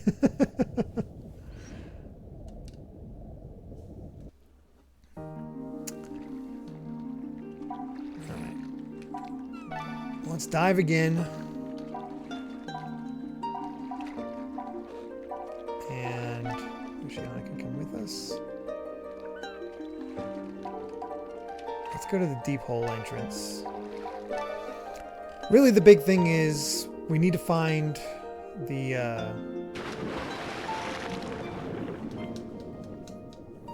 manatee. We have not found the manatee yet.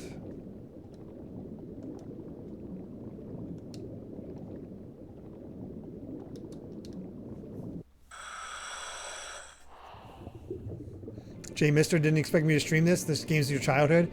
Again, part of the quest series. That's the fun of it. You never know what I'm gonna end up playing, and this is my first time, so you're fine. You, on the other hand, could use a few shovels.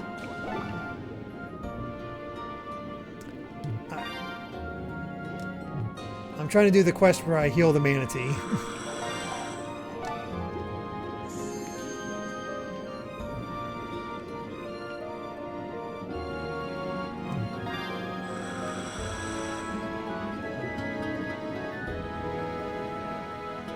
And other stuff.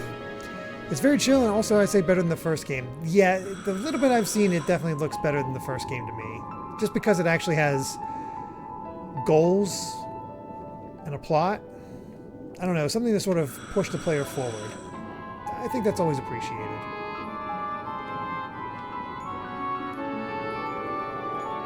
Something red there. No, it just indicates land. Alright. We'll go here, and then we'll just head straight up, and hopefully we'll come across... Who are you? Oh, it's a cuttlefish. He's a smart little fellow. Actually, it's their spawning season soon. If you're lucky, you might see some broadfish, cuttlefish eggs, and hatchlings on a coral reef. How exciting. Oh, geez. There's 5 rows of... There's two long tentacles with 5 rows of around 80 suction pods towards the ends. Jeez. But it only lives like 1 to 2 years. Yeesh. Rough life. First game has some appeal in it. Still, I played it all the way through for the first time recently and really enjoyed it. The sub-areas in particular are all really neat. Cuddle the cuttlefish. Whoa, I think I found my whale shark that I missed before. There he is. Largest fish in the world, identified by the many white specks scattered across its blue back. Its mouth is especially large and filled with a huge number of small teeth. It feeds exclusively on small fish and plankton in the seawater it inhales. It has no air bladder, but obtains buoyancy by storing oil in its liver. Really?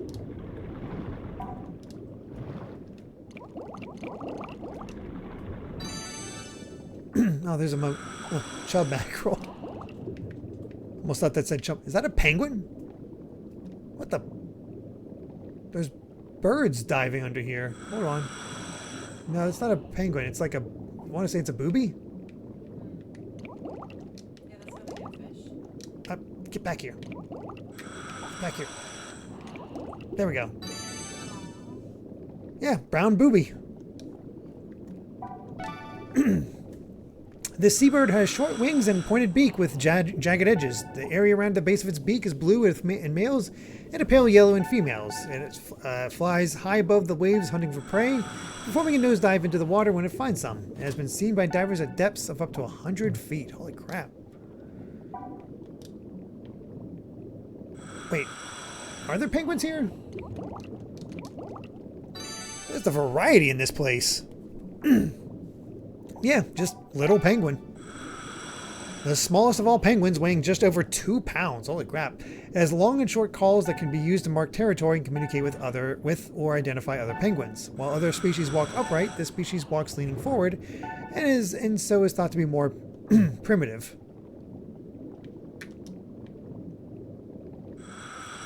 Well, we're finding variety, but we're not finding the manatee.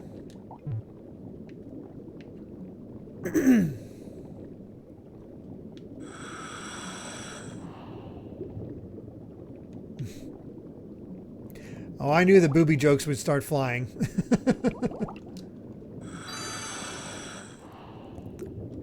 Pyramid butterfly fish. We'll save the reading for later so we can keep moving.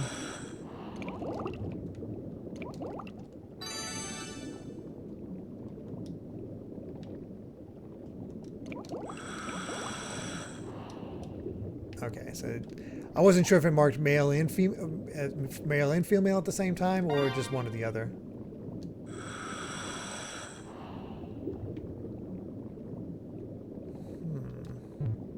Where the heck is this manatee at? Wait! Answer my own question.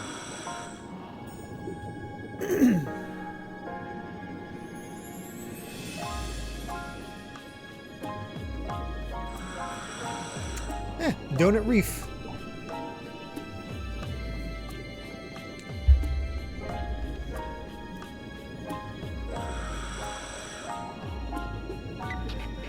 Can you hear me? This is Jean-Eric. Is this the first time you've seen a West Indian manatee? They're normally only seen in the Americas, but for some reason they're also found both here in Gautama Atoll and further north in the Manoa Lai Sea region. They're mostly seen in this kind of micro atoll area in Gautama Atoll. Oh, in case you didn't already know, a micro atoll is a kind of coral reef where the top is above water at low tide. Did not know that. Alright. Well, first things first.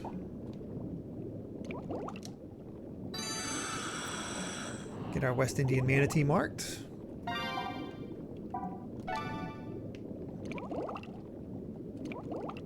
Huh. Found manatees, but it's these guys that are in trouble.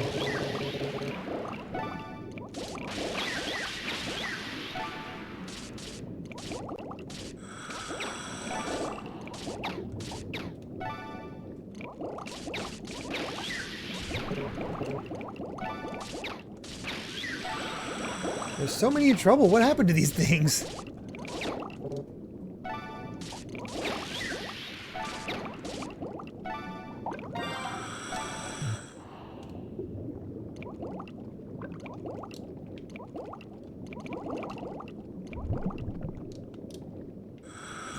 Found the three manatees, but none of the ones that are actually hurt.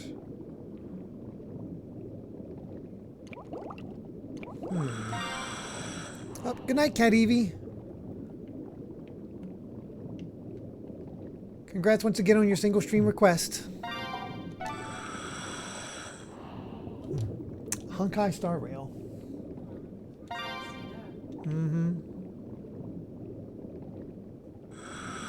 She said it was either that or Zenless Zone Zero,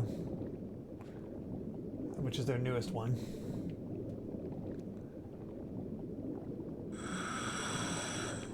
We found manatees, we just couldn't, they just weren't hurt, which, yeah, great, but it's our mission. The mission's always active, right? Me surfacing didn't, like, I know I have to restart and heal them again, but,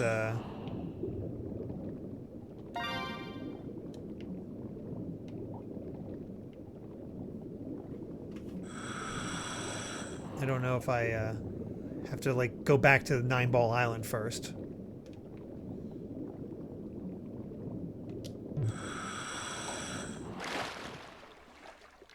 Oh.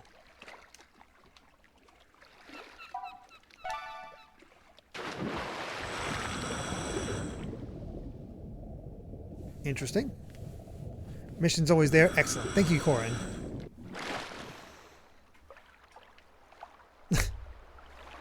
Hey, penguin, pelican, not penguin.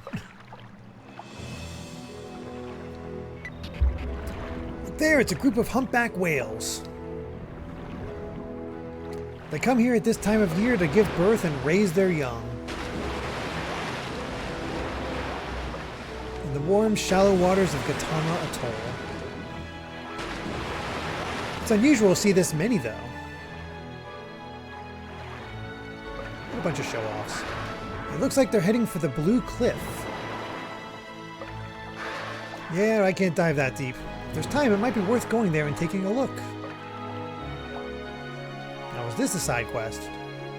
You can find different animals on the shore depending on the time and the weather, so try going ashore at different times and in different weather conditions. To resume your dive, point at your gear where you left it by the water.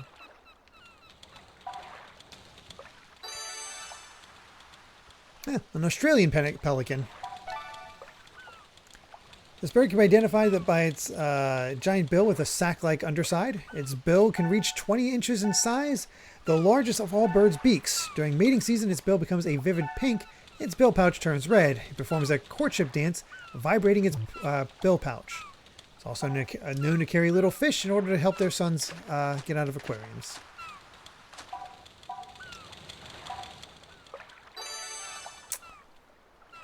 Japanese cormorant.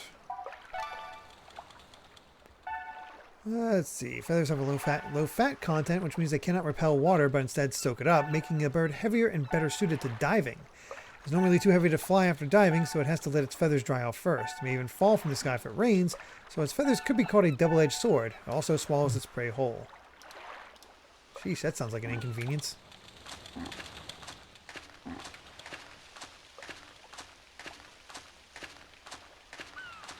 Well, that's it for all these guys. Actually, what's she have to say? So how do you like Gatama Atoll? What an insightful conversation. Alright. Still need to find our manta ray. We need to find our manta ray, our wrasse, and our name.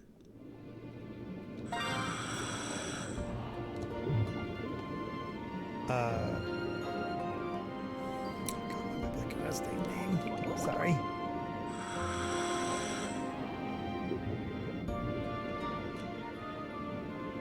All I have in my head is manatee. Manatee. My God, I was like, why am I blanking on its name?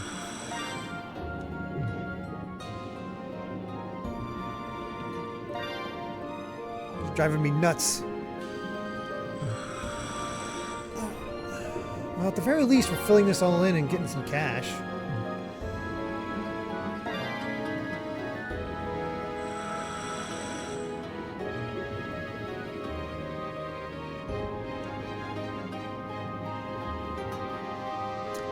Thoughts so far?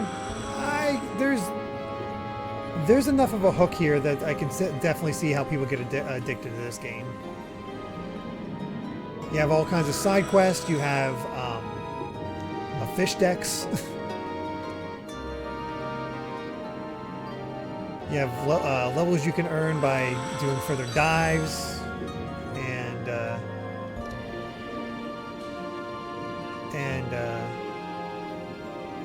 yeah, just it seems like it has a really good feedback loop.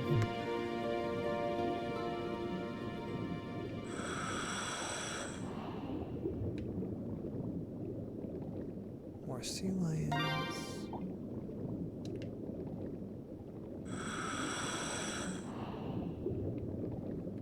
I'm gonna have to head back to the ship again soon.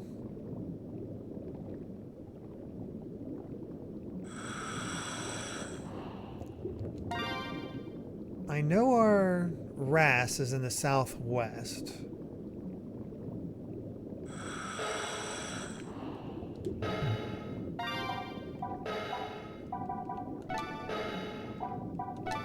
Alright. Has the Iwata touch? Yeah, I suppose so.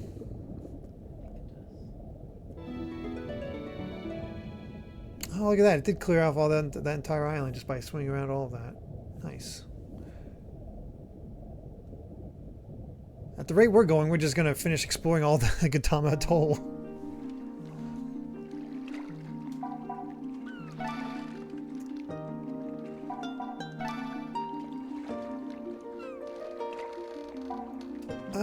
Let's start up here this time.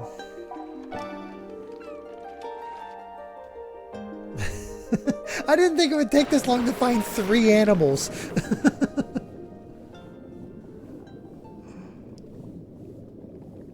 I even found manatees and it's like, nope, not these. I know, this is only the first area. I can only, between the depth and the time of day and all that stuff. Yeesh.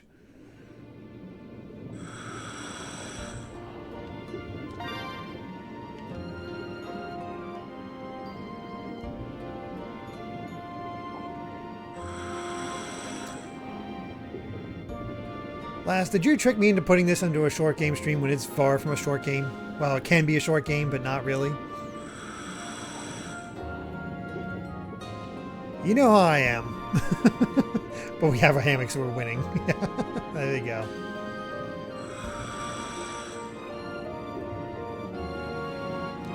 I think I just found some dolphins. Oop, I see a ray. That has potential. Dolphins, get over here. There we go. is the most common dolphin in the seas of the Pelago Commonwealth. Short-beaked common dolphins are really friendly, which makes them very popular. You should definitely play with them when you run across them. They'll love it. And if you're really lucky, they might even include you in their games.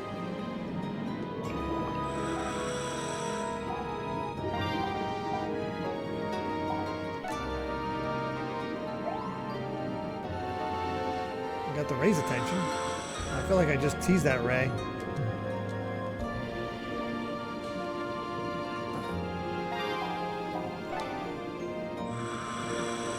Nope, that's not our injured Ray. But there's more of it this way, so... This way to the Ray! I've beaten this game in 4-ish hours doing just the story and skipping most of the dialogue, but it can easily be far longer. Yeah, definitely seems the type.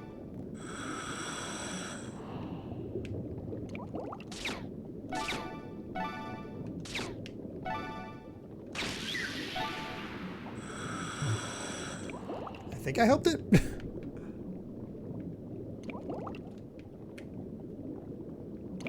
I need to turn around so I can... There we go. Yeah, Manta Ray. Is this the one I needed? World's largest ray.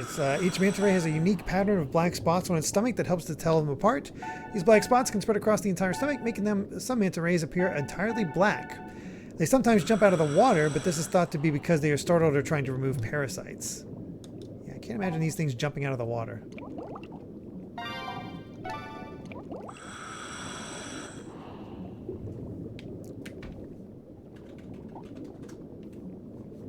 It didn't mention anything that I did as part of the mission, so I don't know if that was the ray we needed to help or not.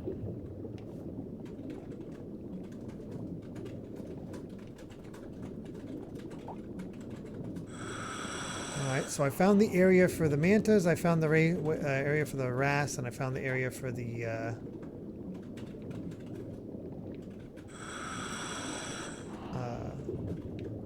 manatees.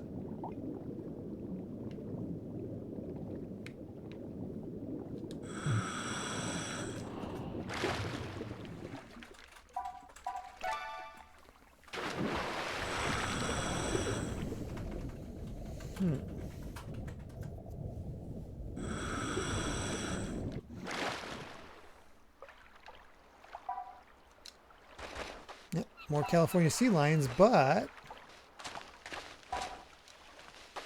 we found a young one.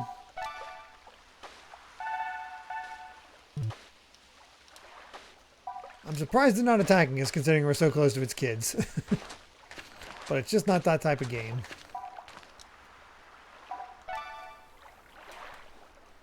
The baby is very cute. Seal pup. Oh, I do need to leave and come back to restart the mission. Oh, thank you for that, Corin. Fortunately, we have done some reconnaissance, so we know where everything is.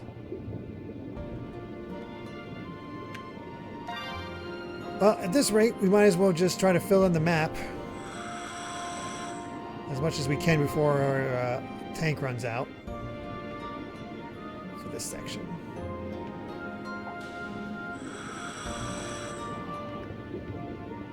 Yep, this is how I went around in the Wind Waker, filling everything out.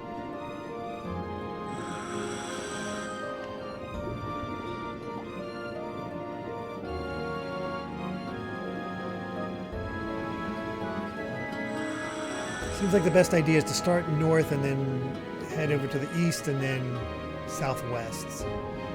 It seems to be the most efficient way for our dive.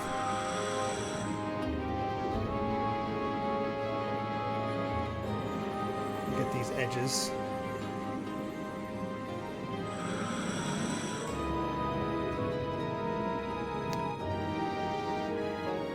Filling the maps doesn't take long, there's just so many fish. Yeah. If you really want to get all the fish, it's really easy to get distracted.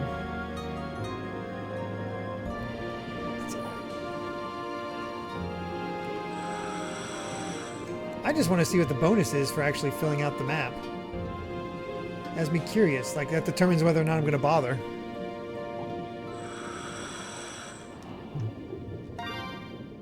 Yeah, this way. Can be a little hard to tell how much I still need to fill in with it when it's translucent like this.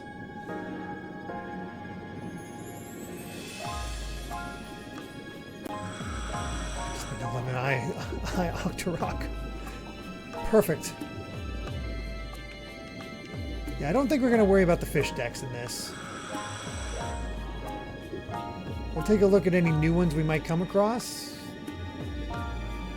But otherwise, that is a mighty task.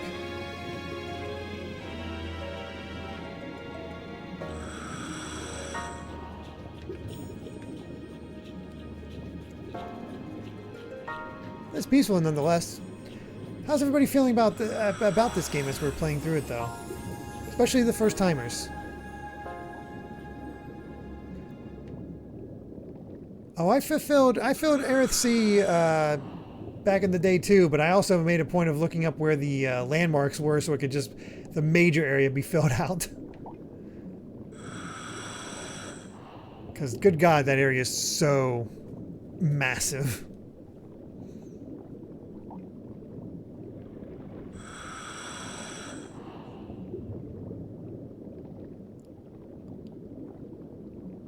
We should have the entire eastern section filled out by the time we're done this. Yeah, this game definitely has very different vibes from what we've played before.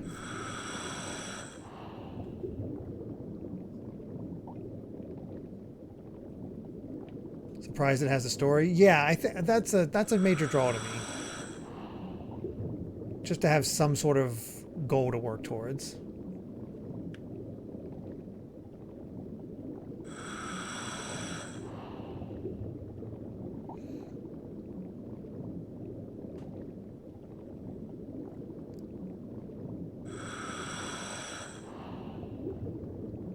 God, it really does put in perspective how big a whale shark is.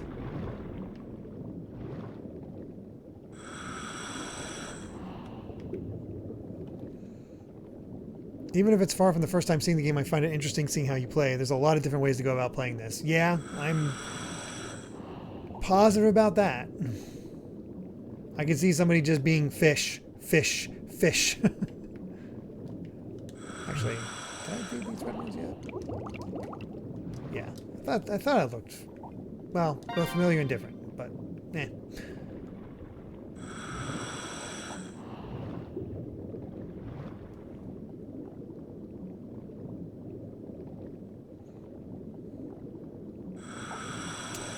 Yeah, whale sharks are basically just Roombas.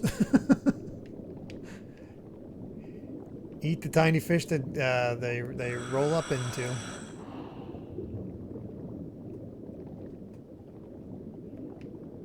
Okay, but I am happy that we know where mantas are, we know where manatees are, and we know where these guys are. So all tend to be towards the north, it looks like. Good to know.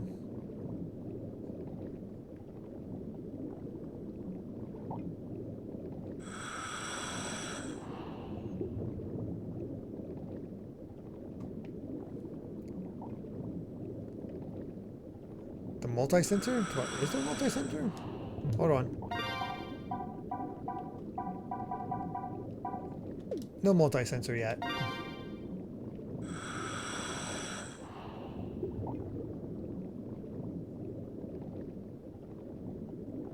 That's alright. I've heard of it before. The Grumps got that far, at least, that I'm aware of the multi-sensor. I found another area. Ah, Dolphin Island. So this is where GameCubes were born.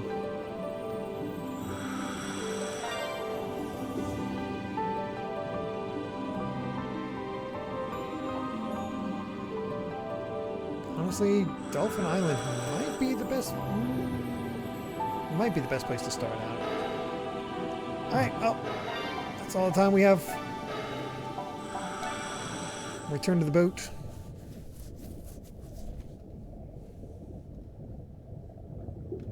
DK Island must be close by. We can only hope.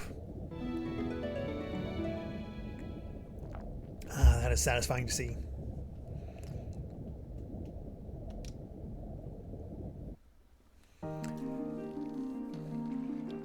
Alright, we have to return to 9-Ball Island.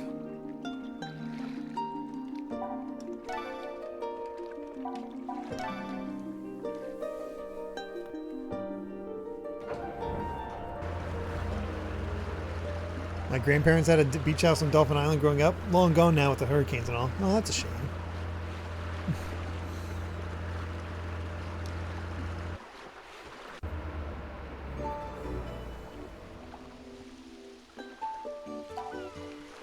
I don't know if we have to look at the table or not, so we'll just... No. There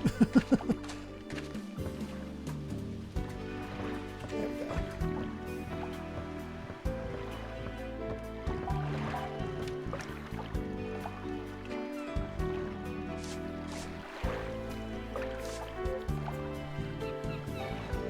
Dang, 9,000 for that.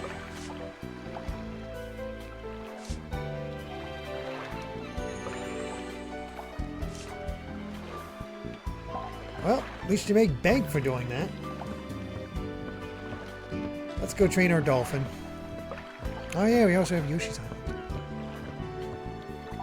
A fantastical endless ocean. That'd be cool. Alright, time to train up this dolphin.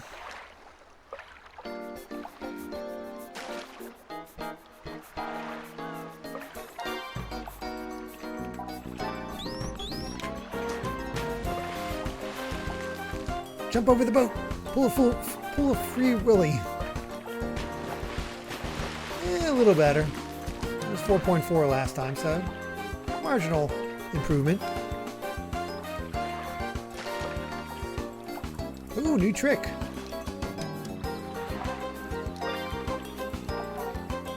Ah, now we're talking backflip.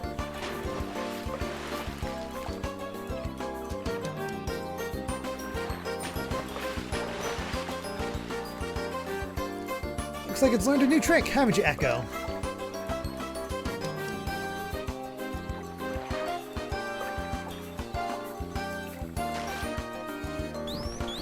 Oh, it's excited.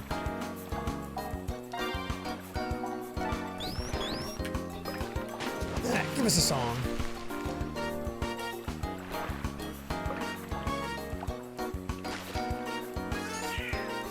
The music is shockingly good for this game. New record. Echo's on fire. These records don't stand a chance.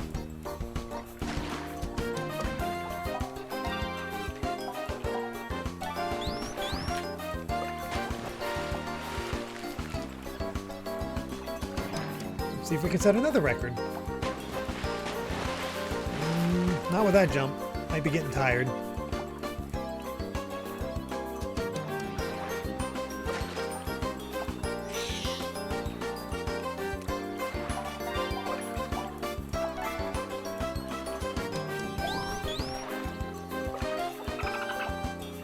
I kind of forgot we could feed it.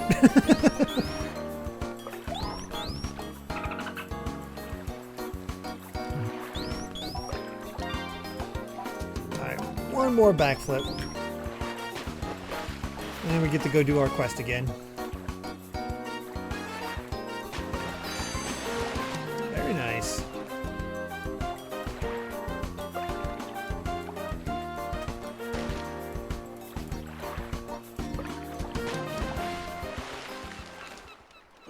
I'm gonna guess it gets go up a level whenever we get all of its get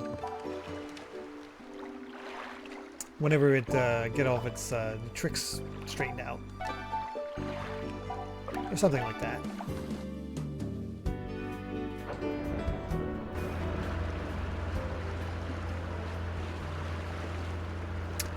Oh yeah, I tried to talk as much as I could when the vocal tracks were going on.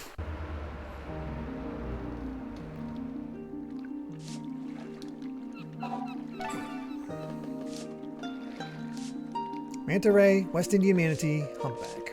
Nice.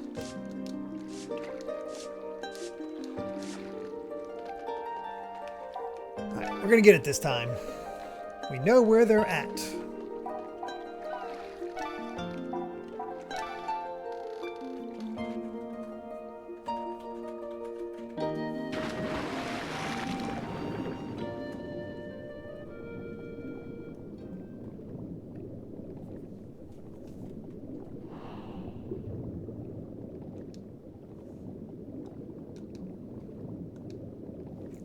So close to filling it all in.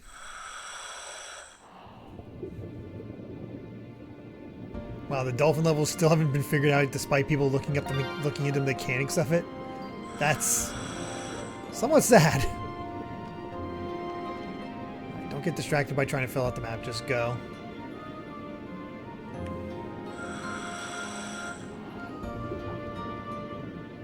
First things first, we're looking for manta ray, I believe.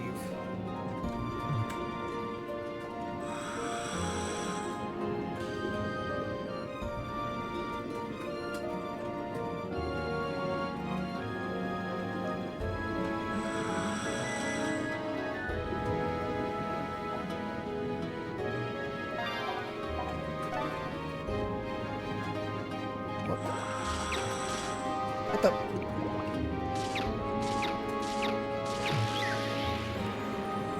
Alright. We just need the manatee. Actually, I wonder if it's worth going down this way and then curving up. Nah, we'll just...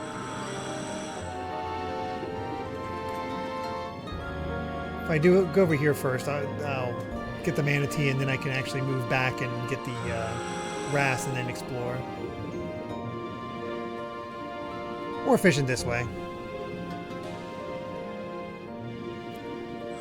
I can imagine this game having a small but extremely passionate fan base. Not sure we ever heard numbers on how well the new one sold.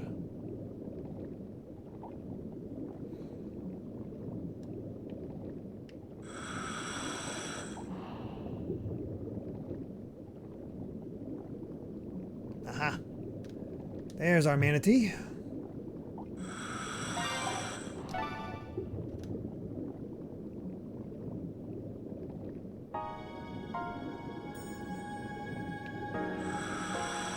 You're fine.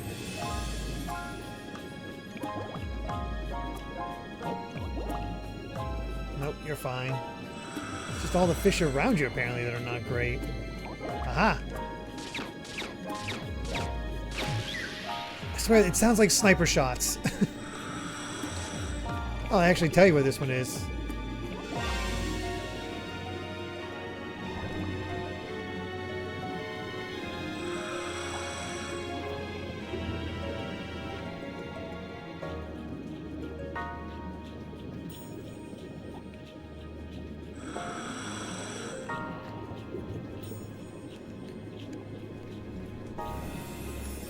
Or remastered this game? Yeah.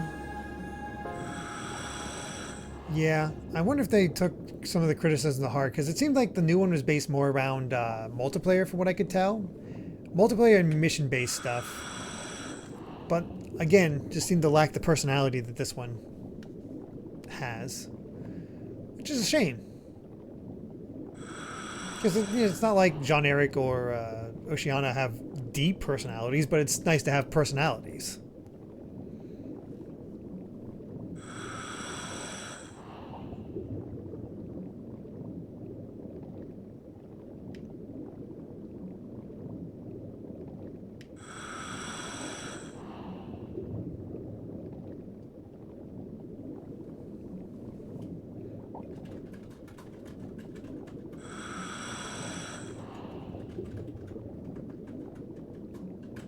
Oh, really? Much prefer solo to multiplayer in Luminous, and mainly since the multiplayer has a 1-hour timer.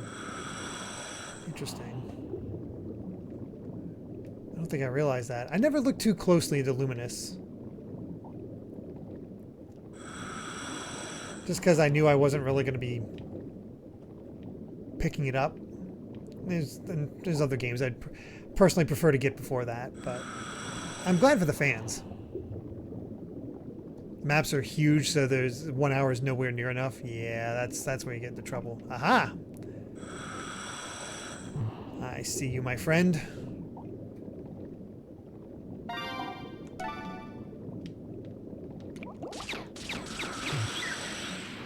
Alright. That mission is done. I might as well just fill out the rest of this map. We're so close. So, topics. How's everybody doing?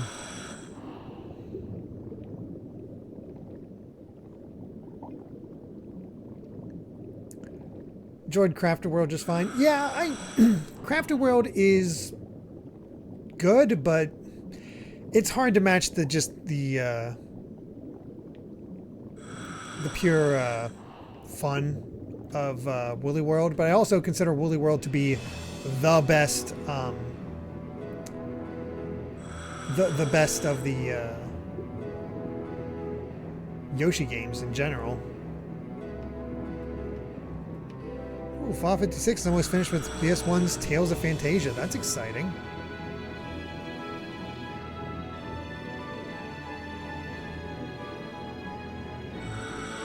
It's easy to forget because the original Yoshi's Island is so beloved, but Yoshi doesn't exactly have the greatest track record.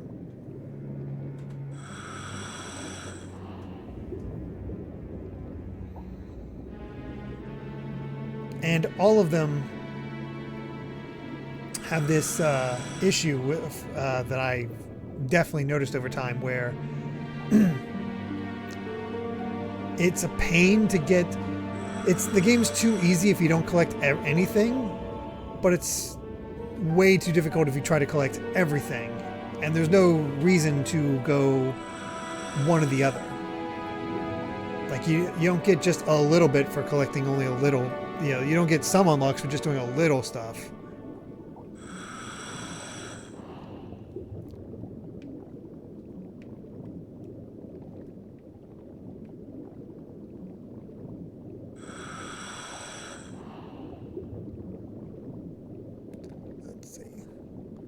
Bunch of recent discoveries with the series involving the fish textures actually being various stolen images. Really? For this game? Yeah, I'm assuming for this game. I had no idea about that.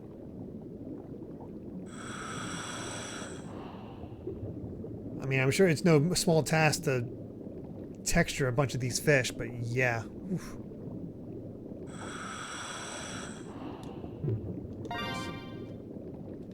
Okay, just need that. Just need this part up here.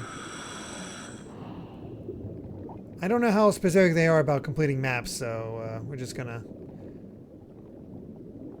get these edges.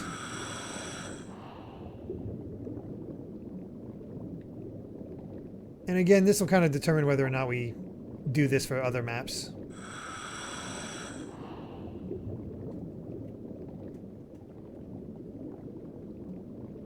Started long games from my backlog. This time, Star Ocean Last Hope, Age of Calamity, and Castlevania Requiem. Currently playing Rondo. Nice. Love Rondo. Personal favorite Classicvania.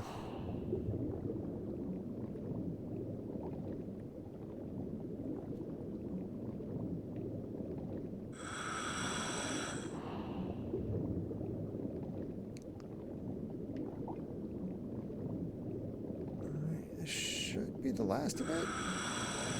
This upper section right here.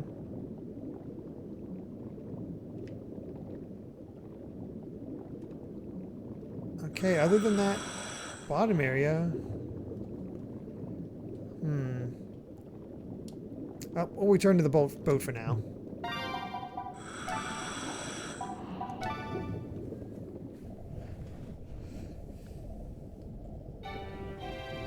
Hey, diving level went up. Bam, all done. Our first map complete.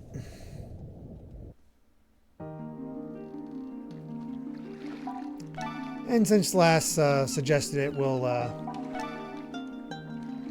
head down and see what Deep Hole has for us.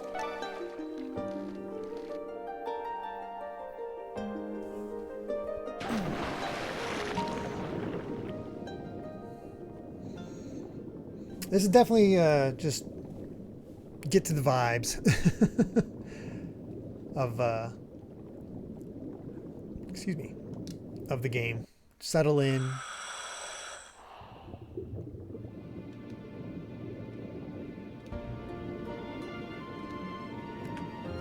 All right, let's get moving.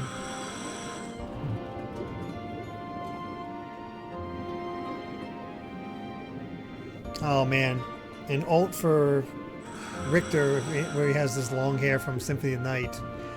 That'd be cool.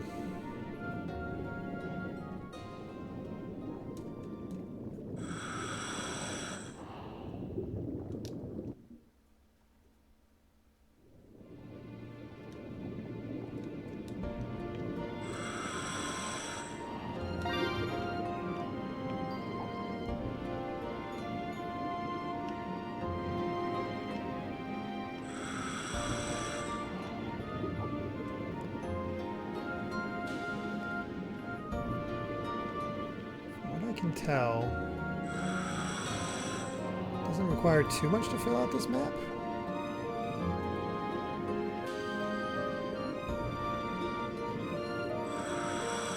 Yeah, it's literally a dead end right there.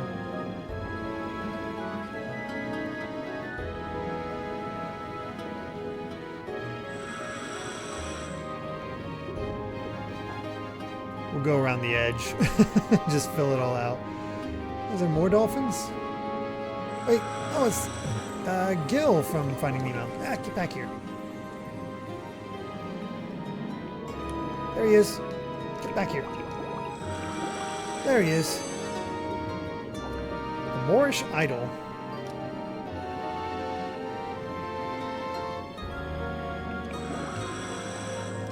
Japanese eagle ring. No, I never really had long hair. It would leave it get long, kind of long, but then I'd always, but never left it long. It was always like, next time I got a haircut, I got it back to being short. Basically what I still do now. What about that teenager picture? That was me not in between haircuts.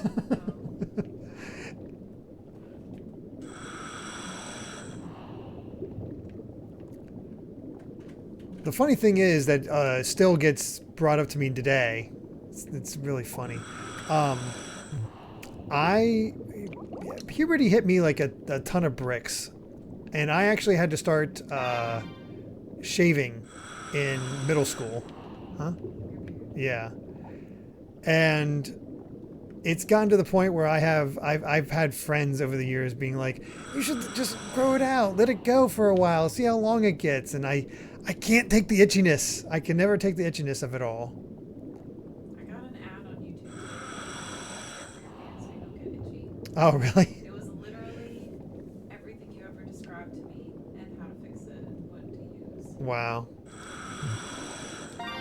But I say that because now Amy's our oldest, Chase, he wants to. He's impressed by how well I grow. I have to shave every week. And he's impressed by it and wants me to grow it out. I'm like, I don't know if I want to do that. Apparently beard oil is supposed to help with itchiness. Beard oil. Yeah, according to the ad.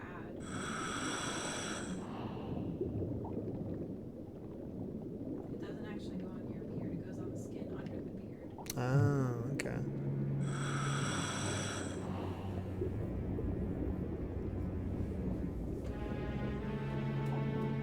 Oh boy, is our tiger shark friend back? Ah, the mouth of truth.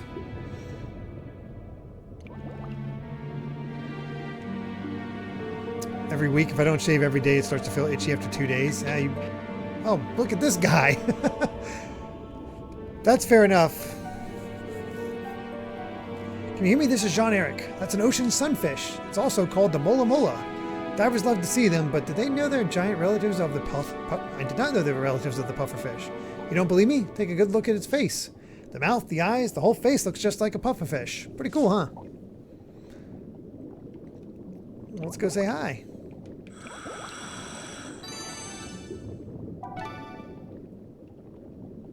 Easily recognized for its large elliptical body and startled-looking face, it has no clearly defined tail fin, but instead has a rounded clavus, a rudder-like fin formed from the dorsal and anal fins. It has been seen jumping above the water as well as floating on its side. It may do this to remove parasites, which either fall off from the impact or are eaten by birds. Huh.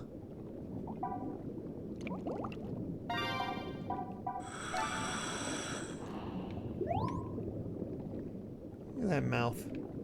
What the...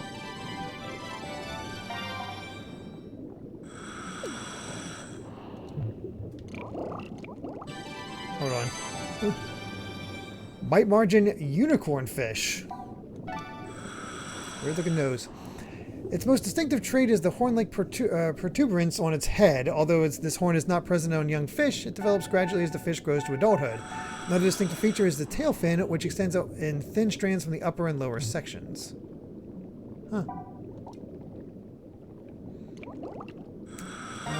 Map. Here we go.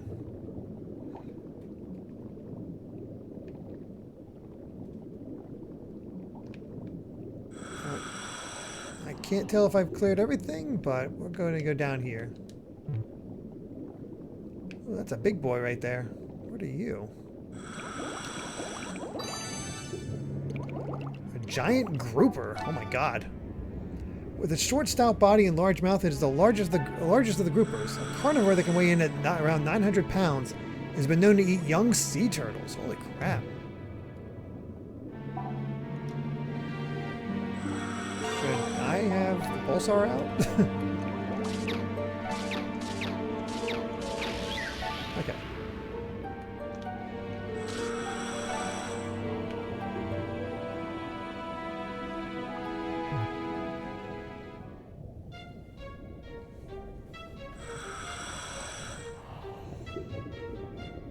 I don't think we'll be able to fill this out until we move the rock.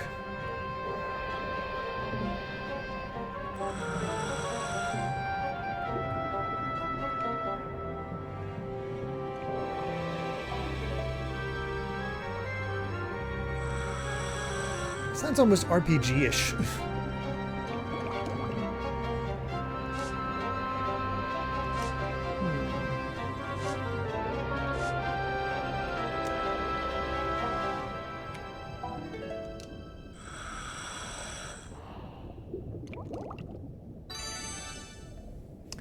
Singular bannerfish. Not you. I was gonna say thought I saw that. Orange and black sea slug.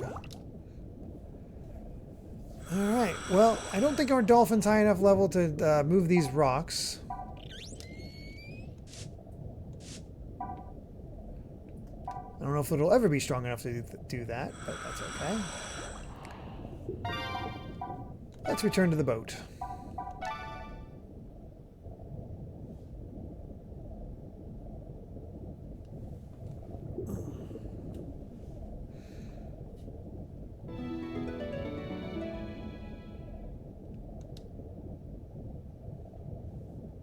Oh, I missed it's not complete because I didn't go back that way. That sucks.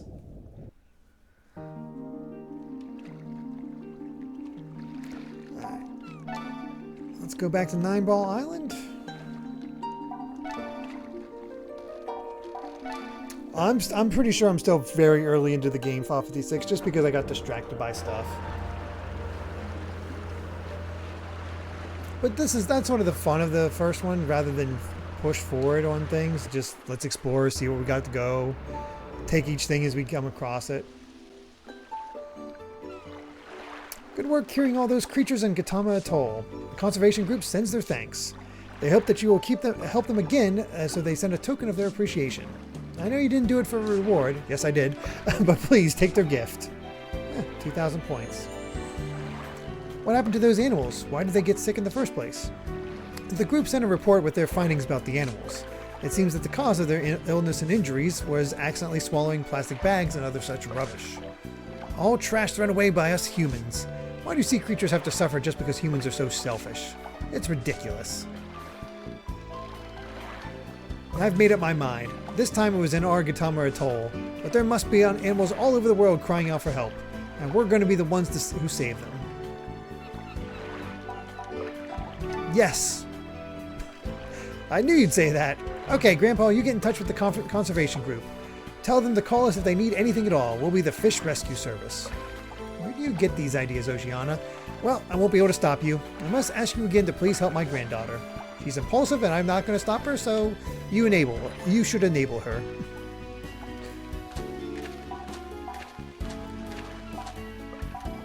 Alright, what do we got here?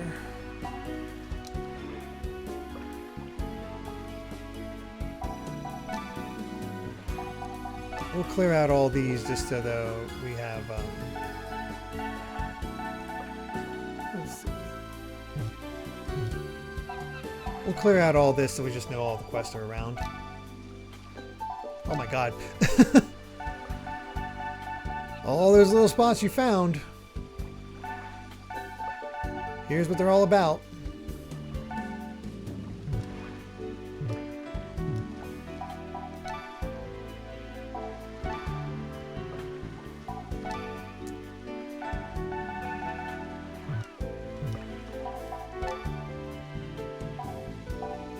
Ooh, anticipation. Oceana is waiting for you to finish a map. Do you have a completed one for her yet? Ah, okay.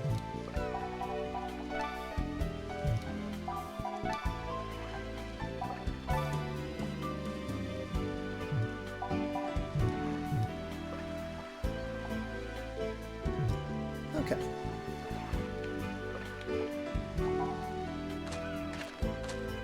We'll talk to Oceana and then play with the dolphin a bit and then do some shopping.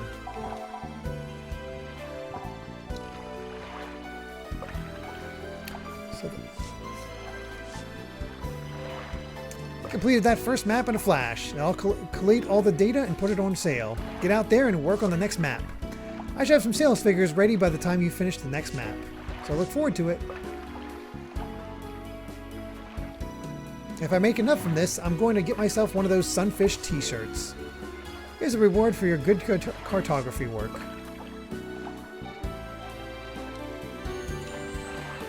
And here's a bonus for filling in the whole map. Dang, 10,000.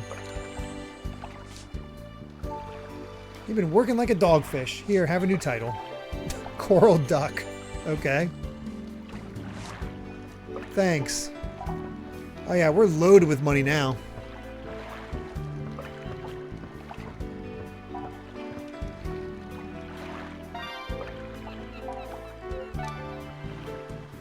We'll do one trick each and give it a fish.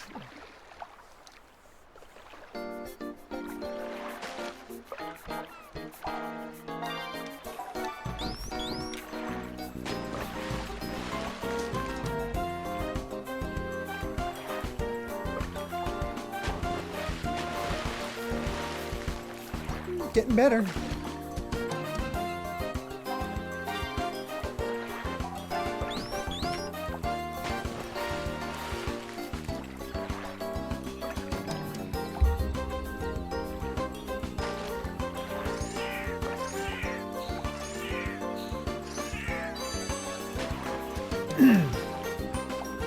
Have I become death? I don't think so.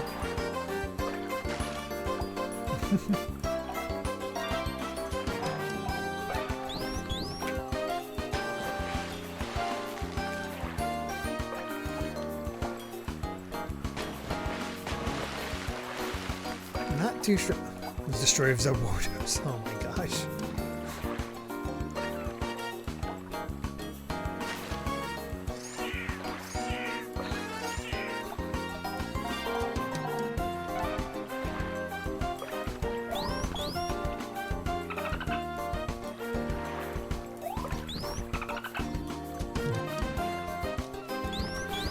Okay. That's good for now. And let's call Nancy. Let's see what we can buy. The only death in this game is Matthias. Yeah, there you go.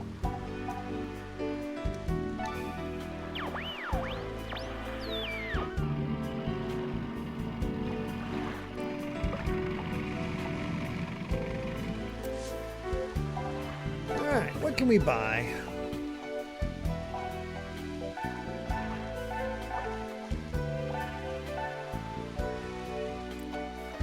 $2,800, jeez. Well, in that case, dang it. Let's get us deck chairs. The campfire. Don't know about the reefs yet, or the corals. Let's get. I don't know if I like the simple suit.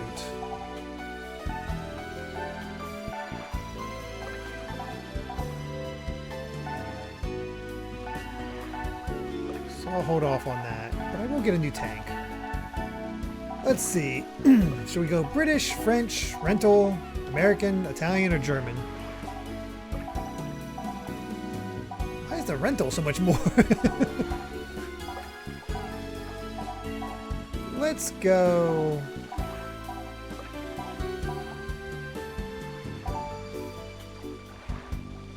Oh, you can change the color of the suit once you get it. Then we'll try getting it then.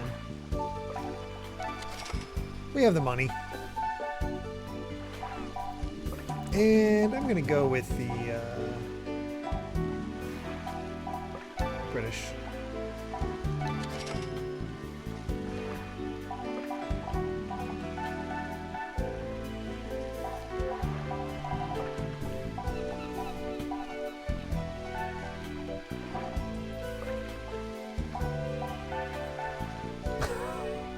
One right after the other. All right, I'm curious what happens with the Reeves. So, can I get multiple, or is it just one? Oops, dang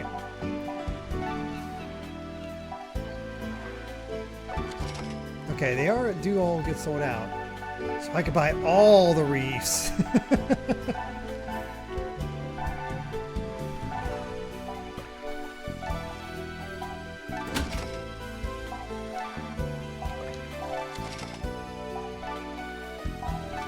All this coral is mine now.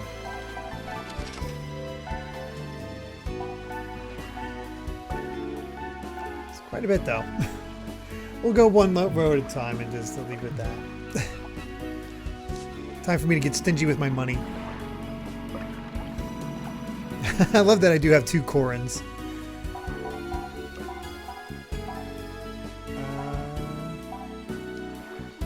Guessing nothing in the collection yet. Yeah, it's just salvage. Oh god, 200 things to salvage and 100 coins? Good god.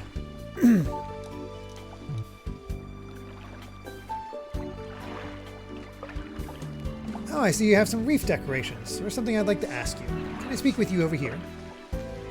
Do you know about the private reef in the easternmost part of Gautama Atoll? The private reef is a conservation area. The Pelago authorities have entrusted me as the steward of that area. I'd like you to help me if you're willing. It's not difficult work, and it's quite fun. I'll explain it to you next time we're at Gautama Atoll. Please consider it. We'll just leave that for next time. We already did a bunch of stuff at Gautama Atoll, so next time we do anything, we're going to make progress. Welcome to Endless Ocean Blue World. Yeah. Actually, just realized.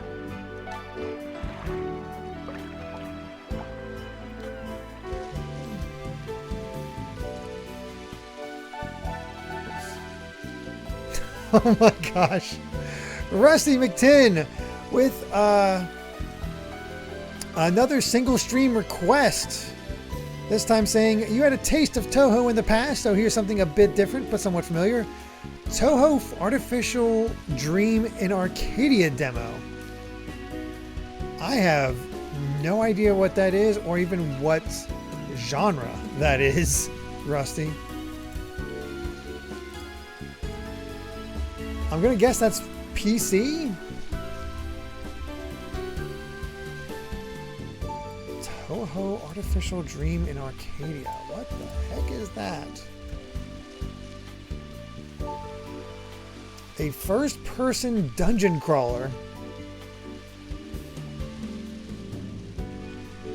Okay. So yeah, PC.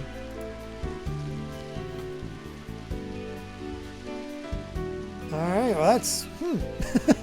that's quite interesting. thank you for that. Oof, that is ugly as sin. Thank you for that request.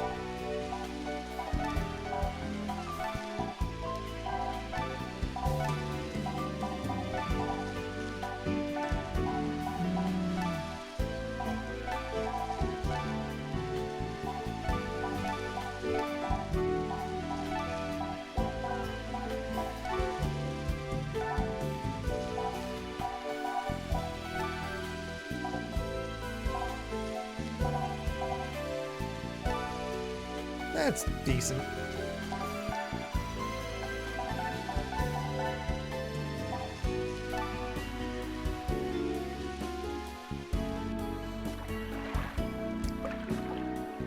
Oh, no worries, Corin. We're actually going to be heading out soon. Actually, probably directly. I think we've done everything we can. So next time we will actually go to the Aegean Sea. But thank you for joining. A Dr. Eggman diving suit. But thank you so much for joining, Corin.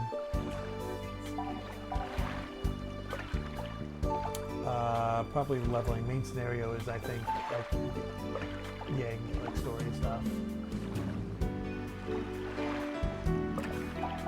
So let's go ahead and save. And yeah, not much story progress in this, but we got a sense of what we're actually in for with the game. And next time we will actually continue the story and go to the Aegean Sea and see what more we can learn. Oh, only 30 entries to go, Karagosa. That's exciting. All right. Well, thank you all so much for joining. Really do appreciate it. So begins Endless Ocean, and we kind of get to decide how long we want this to be. Because I'm sure there is a ton of stuff to do. But we're going to get a little bit of a sampling. I think that's probably the best way to treat this, is just do some story, sample some of the new stuff, move on, see what it's all about, because it's not like we can miss out on quests, I'm pretty sure, in this game. So yeah, that's that. Of course, we'll be back next Monday for even more Endless Ocean Blue World. Otherwise, we'll be back on Wednesday for Mega Man 2 on Game Boy, next to our Mega Man Marathon.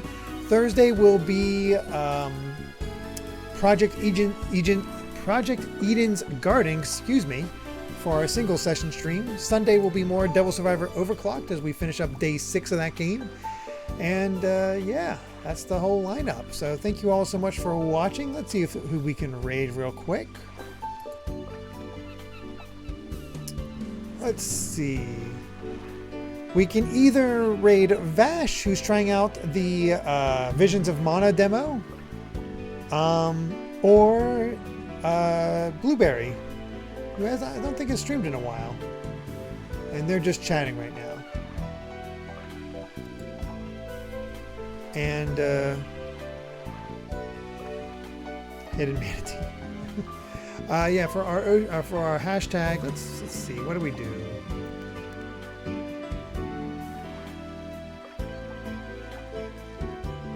Yeah, we'll go with Hidden Manatee. That works. I think it's EE at the end, though.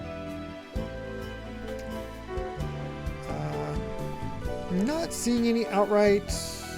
Oh, here we go. Blueberry is Kobama's suggestion.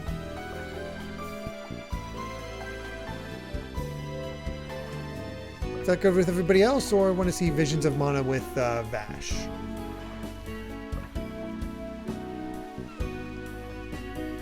Okay, we'll do blue.